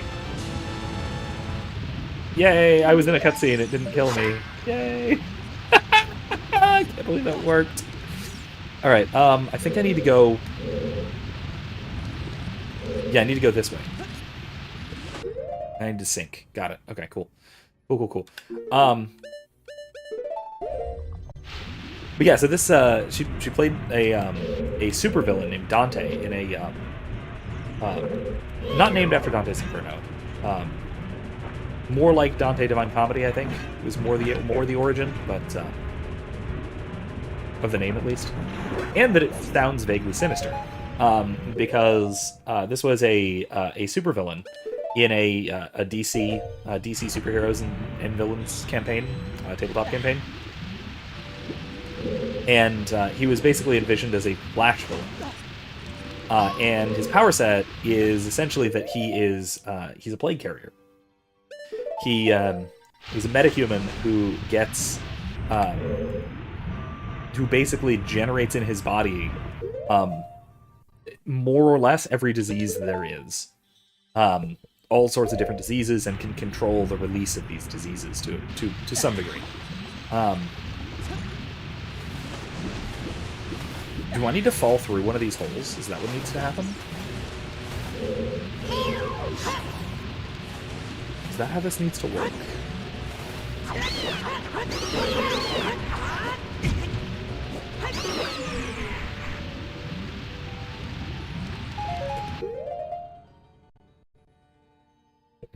Exactly. But that's exactly the point. You can't run from tuberculosis, Flash. Let's see how you run when you're coughing up a lung, Flash. It's that kind of bullshit nonsense. Because he's a great villain for a speedster, because a speedster can't, like, literally just can't outrun microbes. So he has to come up with creative solutions to beat the bad guy, yada, yada, yada, that kind of thing. So, anyway, so he's a bad guy from Central City. That's the idea. Now that he got into a bunch of shenanigans with this other group of time traveling superheroes that was the rest of the party, fine, cool, great, whatever. But the point is that Dante, he wore a completely like hermetically sealed suit and a gas mask that had cosmetically over it a plague doctor mask. And so he was Plague. That was his villain name. And a bunch of people sometimes would call him Doctor Plague. Just because, that's a villain name, right? You call him Doctor Plague. And of course, his tagline, his sort of his motto was, "I didn't get my medical license revoked for nothing." Great character, fantastic character. He was so fun to play with. He's so fun. Um, I think if I remember right, she made the character originally for an Assassin's Creed role playing game. So it makes sense for. Yeah, that is. I think that's from Medic from TF2. I think it's originally there from him, but anyway, but it fits Dante so well. It really does. It's such a good line for him. Um, was it in That's How I Lost My Medical License, or was it that I didn't get my medical license revoked for nothing? I don't remember. I don't remember exactly. I thought it was directly from Medic, but maybe not. In any case, this character was originally from an Assassin's Creed role playing game. So a plague doctor in that setting makes perfect sense, and also a plague doctor with a gun makes perfect sense. I mean, I don't know if it makes perfect sense. That's a stretch, but it makes sense. Enough sense. Okay. Huh. Yes. So I need to get through there, but that means I need a key. And I bet that's the boss key, isn't it? That must be the small key that will lead me to this key. Yeah, okay, cool. So mid-level of the main room should get me there. I think and I hope. That thing, not that thing. Here we go. Chunk. Okay. Am I gonna finish this tonight? I might finish this tonight. I kind of really hope I finish this tonight.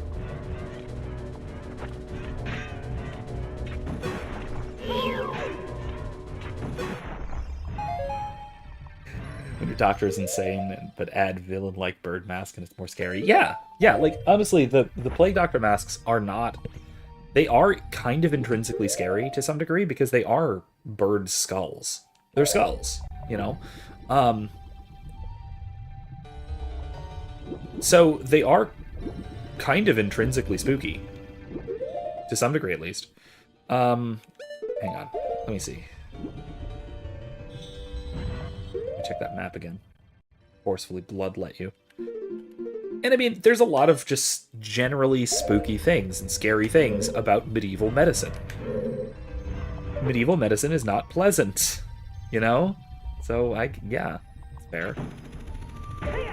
Whee!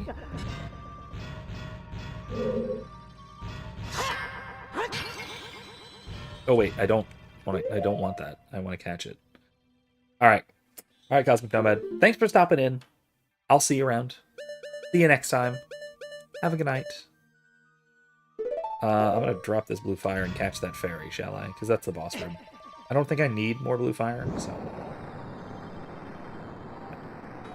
Yeah, make sure you do catch the review. I think it turned out really well, and it is absolutely a book worth getting.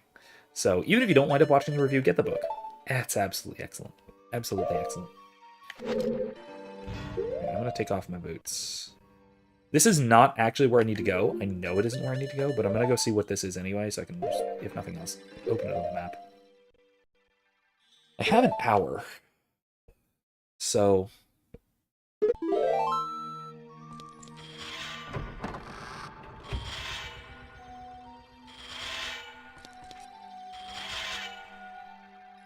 Yeah, okay. That's what I thought. Don't want to mess with that.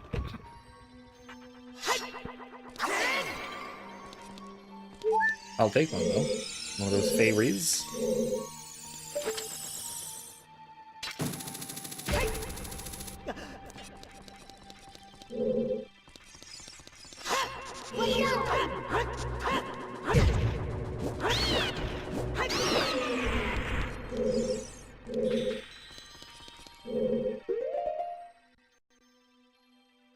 Where was it? South side, mid-level. There.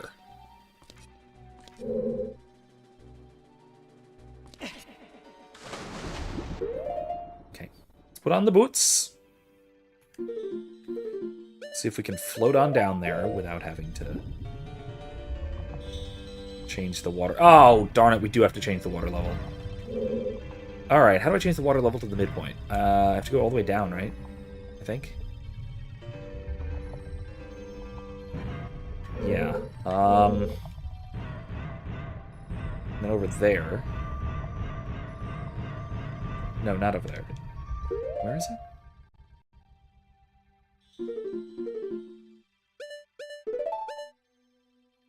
No, not there.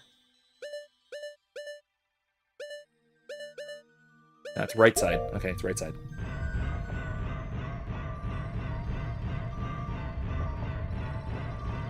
Chibi says, I love when fantasy settings have mildly annoying Fey villains.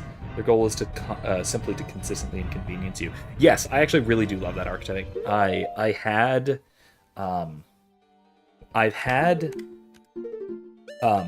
Rumpelstiltskin as a recurring semi-villain in a couple of campaigns. Not the main bad guy. Because honestly, I do think that like Fey, that sort of Fey villain, it works better as a secondary antagonist than as a primary one. Because the primary antagonist has to be, overall, more than anything else, threatening. And the weird, annoying Fey creature is not always super threatening.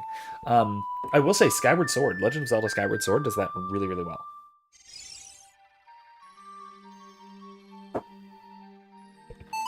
Okay, funny story about that. Chibi says, please go away. I switched to a cup of water with lemon juice. Yeah, so that's very Fey nonsense. Or, funny story. So, I would very often, as most kids do, ask my mom for water when I was going to bed at night.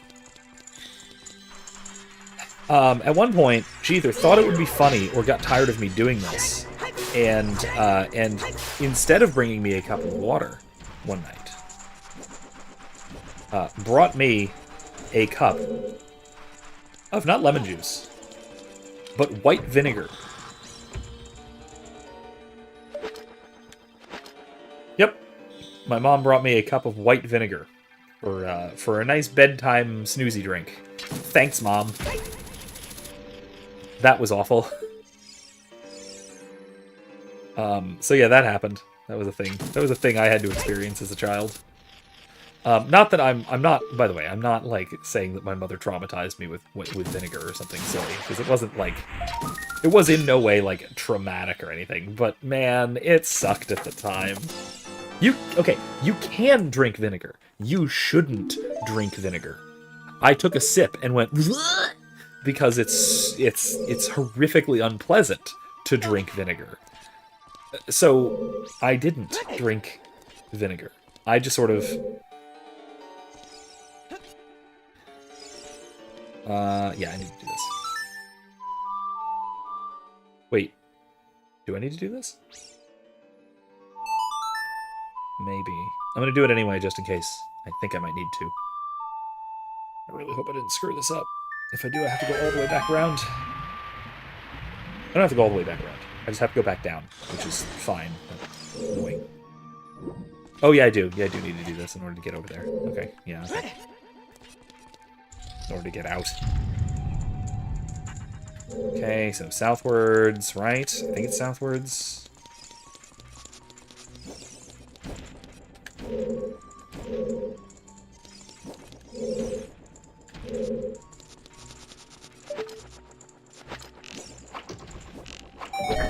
go.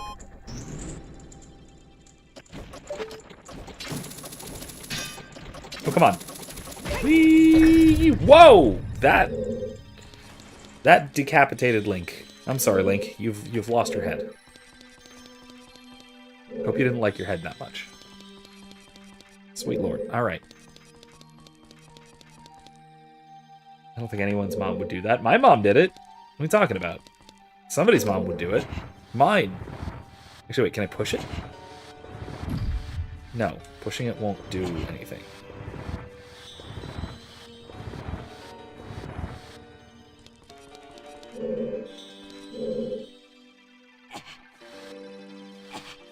Okay, maybe if I... Can I get up here? Yeah, there is a thing there. Okay, that's good. Okay, cool. Cool, cool, cool. And I go up. Where the heck am I? Oh, I see. Okay, great.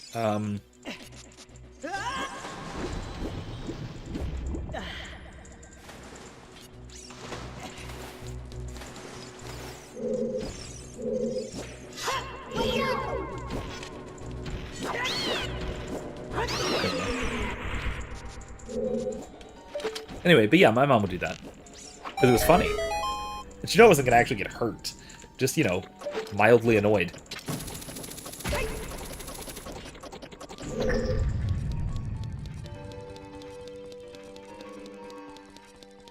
But yeah, it's not like I was, like, traumatized by this, like I said. It was funny in retrospect. At the time, it wasn't that funny. But in retrospect, it was. It was funny. Okay, there's the small key. Alright, cool.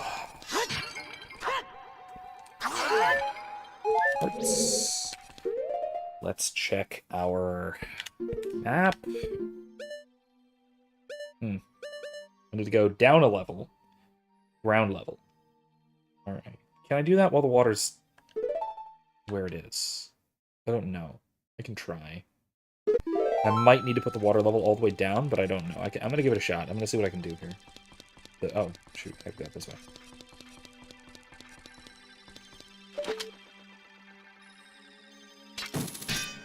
Missed. There it is.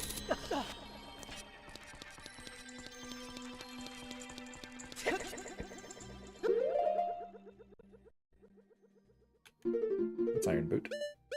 I'm making rice. Nice. Doing anything in particular with it, or just rice? Okay.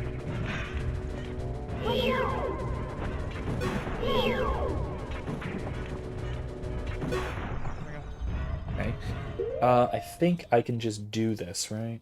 It's the north one, right? Yeah, north. Maybe I can't. It's this one. No, I can. I can. We're good. We're good, I think.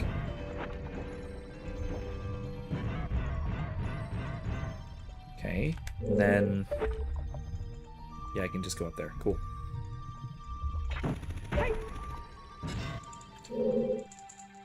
Ah, Mom's got a plan for the recipe. Alright, nice. Nice.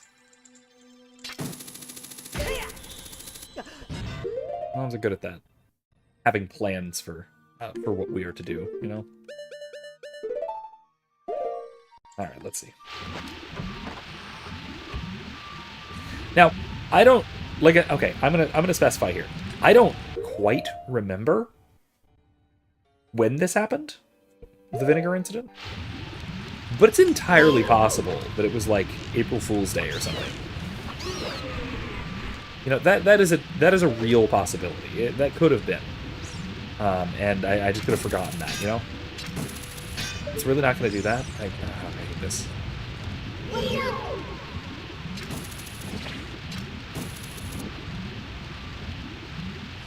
Come here. Get wrecked.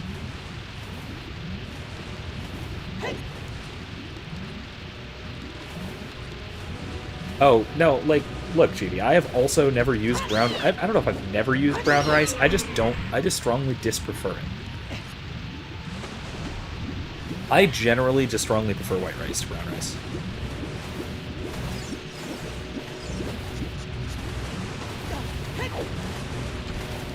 That was some good dodging, wasn't it? I'm proud of myself a little bit. All right. Oh God.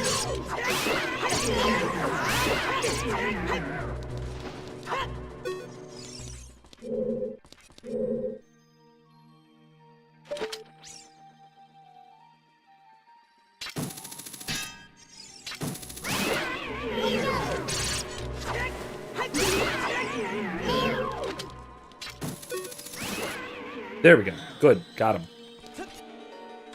Got him, boss. Ooh.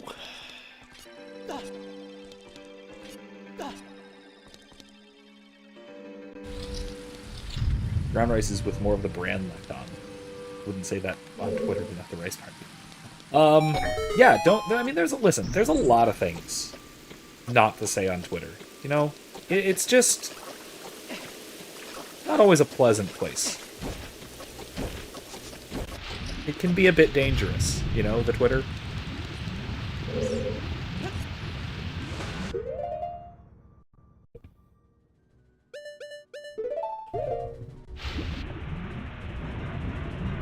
Now, I will say, I've been on Twitter for a while now, and I'm still not a big fan of the format.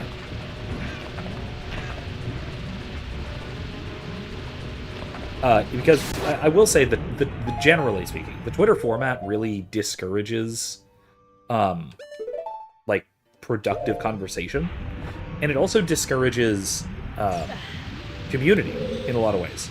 Right? So typically, Twitter, to me, still feels like I'm just kind of shouting into the air, or just walking up to someone else's conversation and making myself annoying.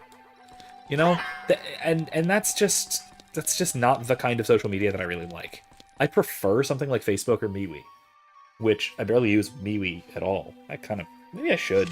But I prefer something like Facebook, formatting-wise, because it's more group-based. I can cultivate groups of friends and get into communities about things. You know, there's interest groups, there's meme groups, there's TV show groups, there's book groups, there's reading groups, there's philosophy groups, there's whatever. That doesn't really exist on Twitter because there aren't really... I mean, there's circles or whatever, but I've never gotten that to work well. And it also doesn't allow you to discover new people. Not really. No. Yeah, so yeah, brown rice does because it still has the wheat, the bran and the germ left on there. Yeah, it has more flavor to it. It's almost nuttier. So there are definitely things that brown rice is really good for. I just don't use it for most things, you know? You make friends on the TF2 voice chat. We're different. I mean, I'm old, so I use Facebook. I assume you were younger than me. I think that's probably a fair assumption, right? Maybe not. Maybe not. I don't know. But I assume that you are relatively younger than me, and so you. Oh yeah, actually, I would say brown rice is probably pretty good for curry. I usually will still use white rice. Then again, my wife almost entirely insists on naan for curry, so I don't necessarily use rice for curry, at least not always. Not consistently, at least.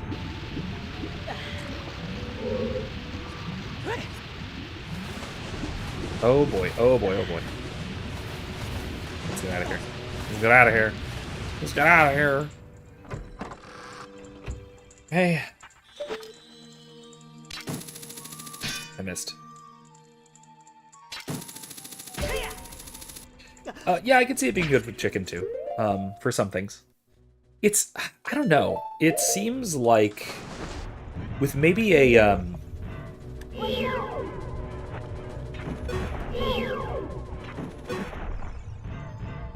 I think it works, maybe it's this. I think brown rice probably works better by itself as a side if you're not going to also add other things to it. Is that reasonable? Does that make sense? Or am I nuts? That to me seems like the kind of thing brown rice is for, because it's a more complex flavor, you know. So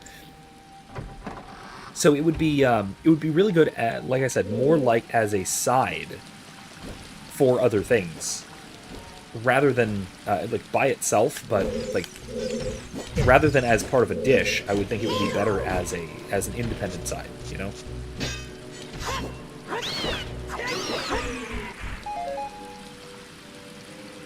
That's what I would think. I mean, I will eat rice by itself, but if it's like, you know, seasoned and sauced or whatever, like I'll just eat like fried rice by itself. That's fantastic. No problems there at all. I actually like over the weekend I experimented with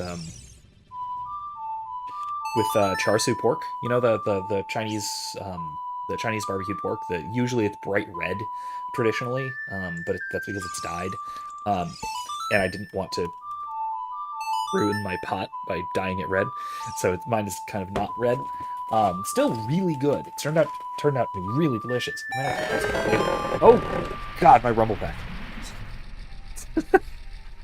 Whoopsie. Oh, that I shouldn't have locked on. That was a bad move.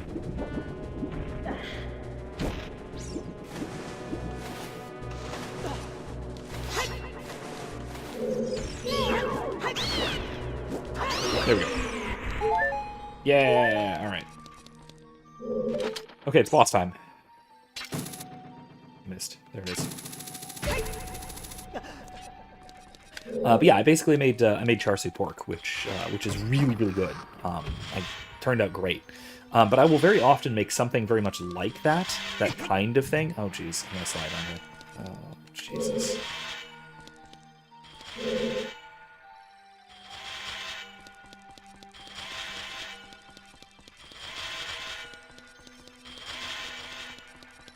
Made it. But I'll make something like that. Something technically would be more like triple cooked pork, right? So I will pressure cook it and then I will roast it and then I will fry it in rice, which is very very good. I should have saved. Frick. I'll be fine, right? I'll be fine. Link, look out! That isn't normal water over there. Over where? It's gonna make me fall into the water before I find out, isn't it?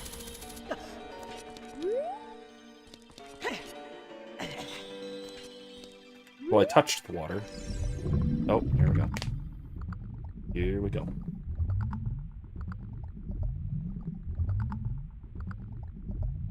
Yeah, this weekend we're probably going to do like a teriyaki pineapple pulled pork. We got like a pork shoulder. That should be very good. That should be very good. Looking forward to it.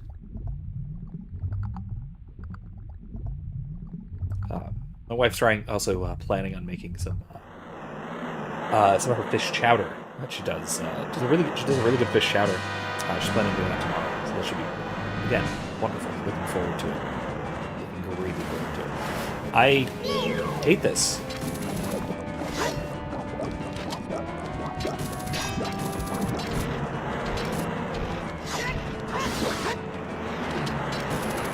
Get back! Oh God! Stop it! I don't like this. That is a lot of damage. What the heck?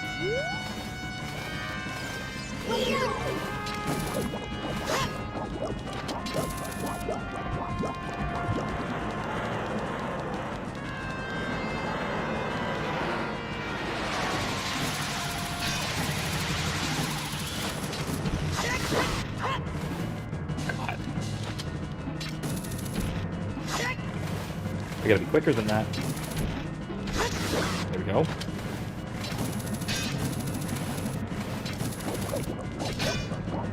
I need to back the heck away from the tentacle.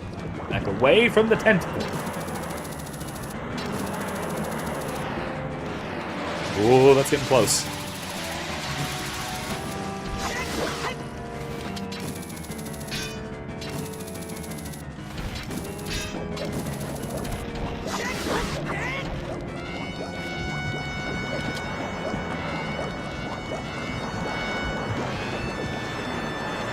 It's fine. I just need to keep some good distance here.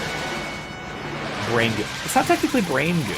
It's a tentacle monster. It's a water thingy. Come on, darn it. Anyway, hi class. How you doing? There we go. Oh god, that tentacle. I did not see it coming at all. Because I was not paying attention.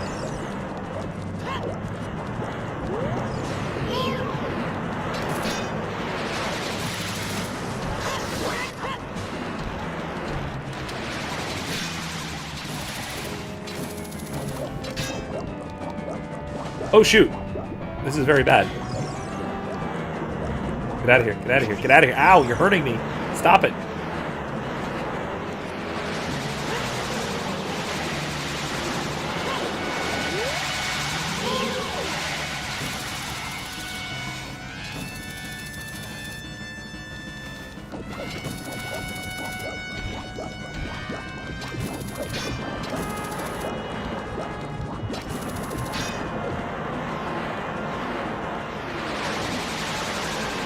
You can't get me. Oh god, you can get me. Oh shoot.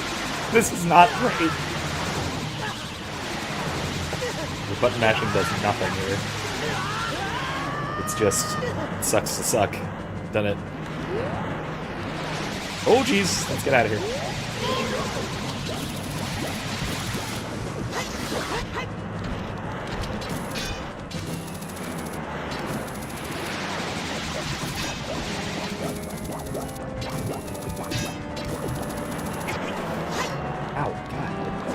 Bastard.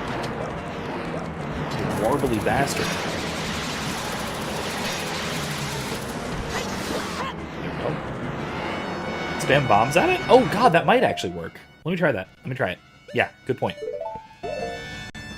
What's this? No. This isn't the bomb boss.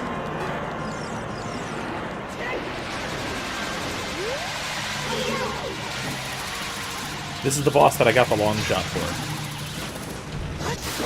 Yeah, there we go. There it is. There it is.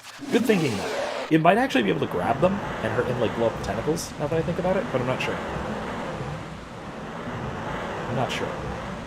Either way, we got him. We got it, boys.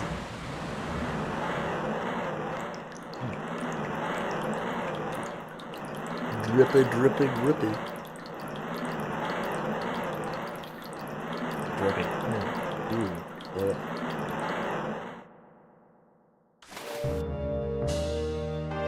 Nice. Now, question, where's the heart container? There must be a heart container, right?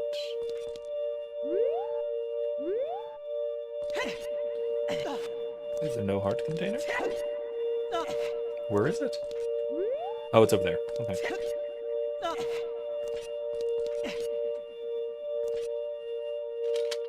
There we go. Got it. Alright, cool.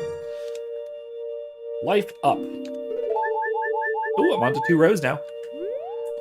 That's progress. That's what that is. Oh, man.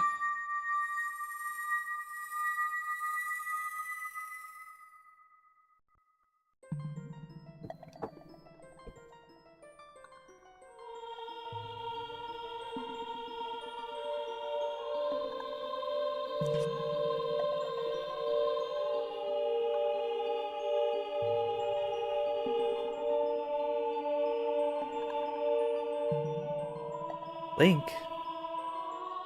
Fiancé. I would have expected no less from the man I chose to be my husband. Sora's domain and its people will eventually return to their original state. As a reward, I grant my eternal love to you. Well, that's what I want to say, but I don't think I can offer that now.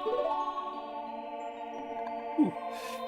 I have to guard the water temple as the sage of water. And you're searching for the princess, Zelda?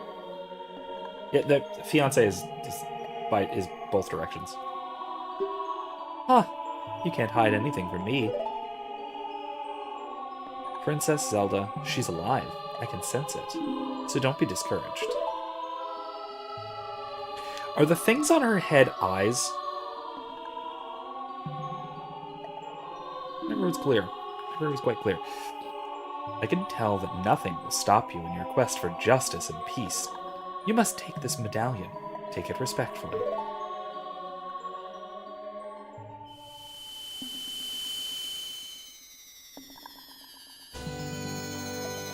Aside from the obsession over Link, and the fact that she definitely goes out of her way to get in the way, I kind of do like Princess Ruto, personality-wise. She's well-written. Like, I like her as a character. I don't know how much I like her as a person. She is rather annoying. If you see Sheik, please give him my thanks, okay? Okay. Now. Ah, water level. There we go. That's what I've been waiting for. As the water rises, the evil is vanishing from the lake. Link, you did it.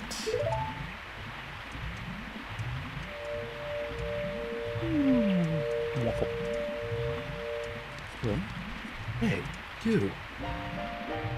Did Ruto want to thank me? I see. We have to return peace to Hyrule for her sake, too, don't we? Look at that, Link. Together, you and Princess Ruto destroyed the evil monster. Once again, the lake is filled with pure water. All is as it was here. Nice. I have no idea what I'm supposed to do with the Lakeside Laboratory.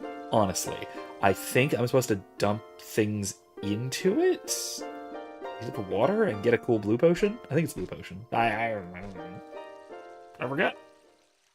I says, "Say, Sheik, you have the biggest pecs of any dude I've ever seen." Rude. Did he just jump at what? Wait.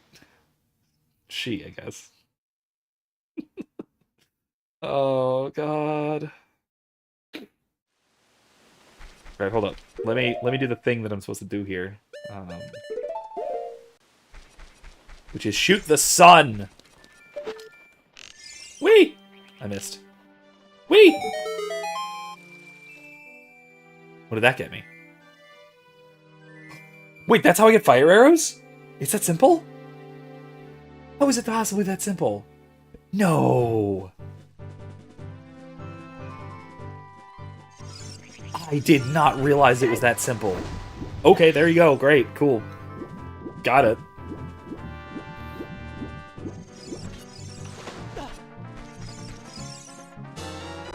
You got the fire arrow. It uses magic.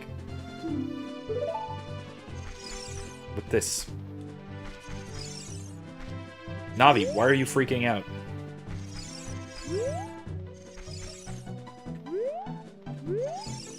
Okay, now what?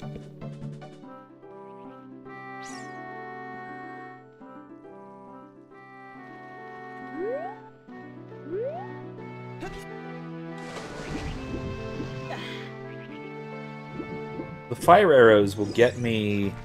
what? Into the desert? Right? Maybe? I don't remember exactly. Yeah.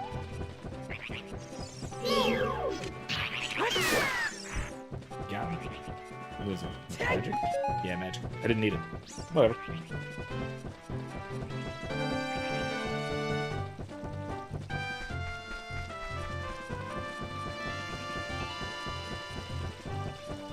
Yeah, maybe the well. It could be the well. I know I have to go back there as a kid at some point, somehow. Because the bottom of the well quest is a kid. That's a kid dungeon. Disturbingly, like very disturbingly, that is a kid dungeon, not an adult dungeon. By the way, saying those words, kid dungeon, is that's a little off. But you know what I mean. talking about anything Epstein related.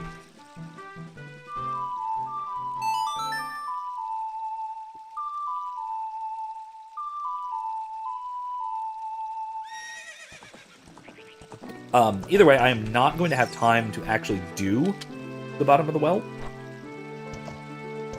tonight. Definitely not.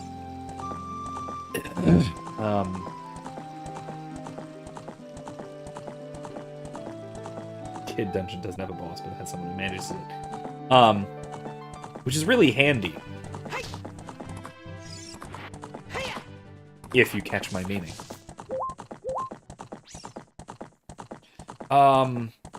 It is as a kid that I do that. I'm gonna try and get over to the desert. How about I try that and see how this goes? It sits over here. I think it's the long shot that allows me to get up there. I think. It should work. Because I think then, after I go to the desert, I will have to come back. Right? I think I have to come back out to Kakariko.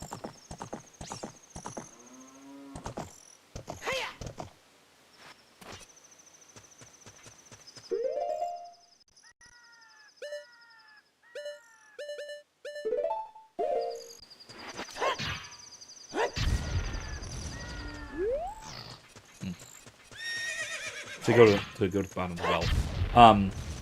Yeah, going to the bottom of the well is partway through the Shadow Temple, or partway through the Spirit Temple. I forget which, and I also forget which is next. So I forget what the order is between Shadow and Spirit Temple. Those are the two left, I think. Right? I only have the two major dungeons left, if I'm not mistaken.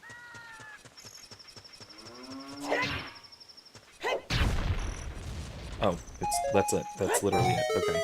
Hey, what the? Really? Really? That did it?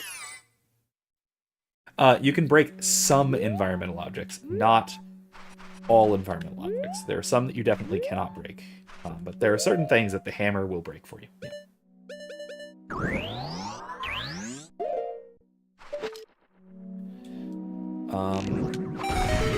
Cool. I missed. I'm silly and dumb. Hello there. You're occupying the space there rather thoroughly.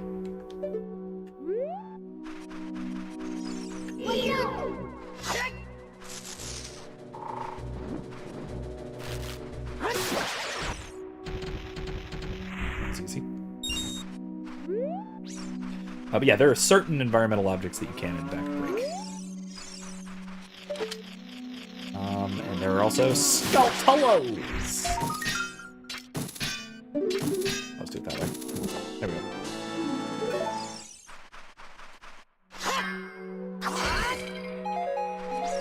Look, bugs.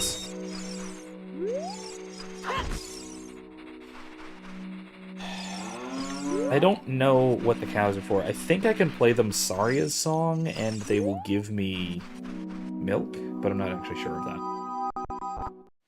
I have full. My bottles are all full up anyway, so it doesn't matter. Hey, Daybreak.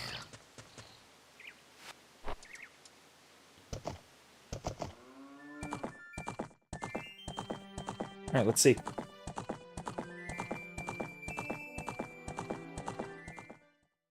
Let's see about Gerudo Desert. Ooh, yeah, this is also one of my absolute favorite bits of music from the series. Just hell yeah! It took a lot for them to resist going Arabian in their music. That I know most traditionally most games will do something vaguely Arabian in terms of their in terms of the desert levels, right? But doing it this way with the like what? It's vaguely Spanish. It's very nice. It's also just so catchy. I wasn't planning on diving. What the hell was wrong with you?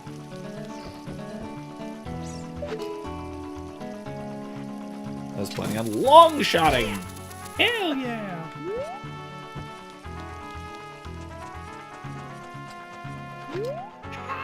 I'm a master craftsman. Those Gerudo thieves, they broke the bridge. I want to fix it, but all of my workers are gone.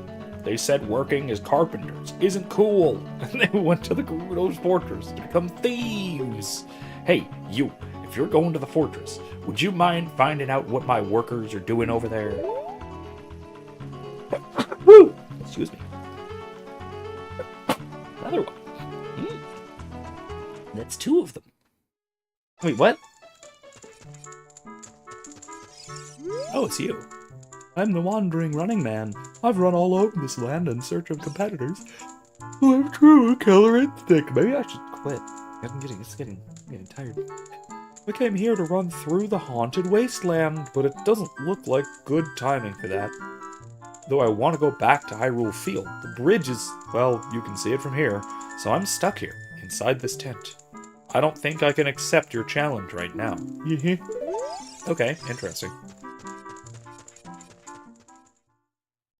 I've always pronounced it with a hard G. At least that's what I always kind of thought. Gerudo rather than Gerudo, or Gerudo, or Gerudo.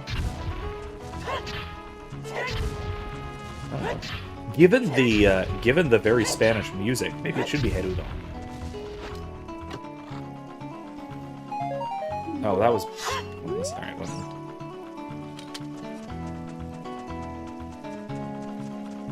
I kind of hate that there's no option to put groupies back in chests when your wallet's full.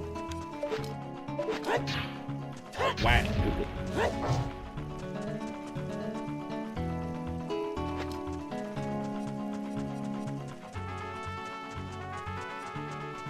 Some nice pots you have there. Be a shame if something happened to them. Yeah.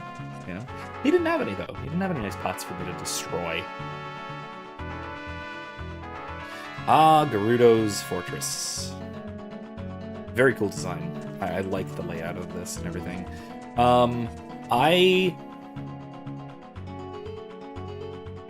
This is a long hell of a thing, and it's 11:40. And I ought to get to bed. Or at least I ought to log off. I know I'm not going to get much more progress here before midnight. They're going to get me, too, if I keep wandering about. If that's... I seem to remember that's how this works. It's a stealth level, so to speak. So I think I am going to call it. So, yeah, I'm going to call it here. I'm going to pick this back up next week. I'm aiming for Monday, but I don't know. We'll see. It'll be either Monday or Wednesday. It could be Thursday again, actually, for the next few weeks at least. We'll see. Thursday I might actually wind up working better, but we'll see. My plan is still Monday or Wednesday. If it's not Monday, then it'll be Wednesday, and then I don't know, maybe in case of bizarre emergencies again or something happens, then maybe it'll be Thursday. But we'll see. In any case, if you haven't seen it, check out my new video, the book review on... Oh, hey, what's this? Let's look for someone who might know something about the other sages. That's not helpful. Whatever. Anyway, check out my new video. It is a book review on this book, Tom Wood's Diary of a Psychosis. Very positive review. I go through and kind of explain why I think it's so significant and important. Check it out. And then the other half of the video is my own personal sort of anecdote, my story of something that really rattled some of my sort of faith in institutions during the pandemic. User article, I found some things that are useful. I haven't gotten to doing much writing yet. And then I'd also probably want to find someone to publish it. I probably wouldn't just want to put it on my WordPress. I could just do that. That would require less academic effort as well, but we'll see. It is the next thing I'm planning on writing. It's that, and then I'll say that another article I actually want to publish is a response piece to this god-awful bioethics bit, which is basically claiming that there's no good argument against the claim that pregnancy is a disease. basically, the authors are trying to problematize definitions of disease, which is they're just desperately trying to be edgy, and it's really annoying. So I'm probably I'm gonna have to do a response to that at some point, write something about it. But that's next up in my actual publication schedule. And then I actually might wind up writing something about mass pandemic mitigation measures and things like that, a sort of retrospective. Anyway, check out the new video. It talks about that sort of thing. Enjoy. Link and I are stretching. Yeah, we're in Pluto. We match. Nice. Anyway, thanks for joining me. See you again next time. And remember, don't be safe, be well, and more importantly, be good. Good night, folks.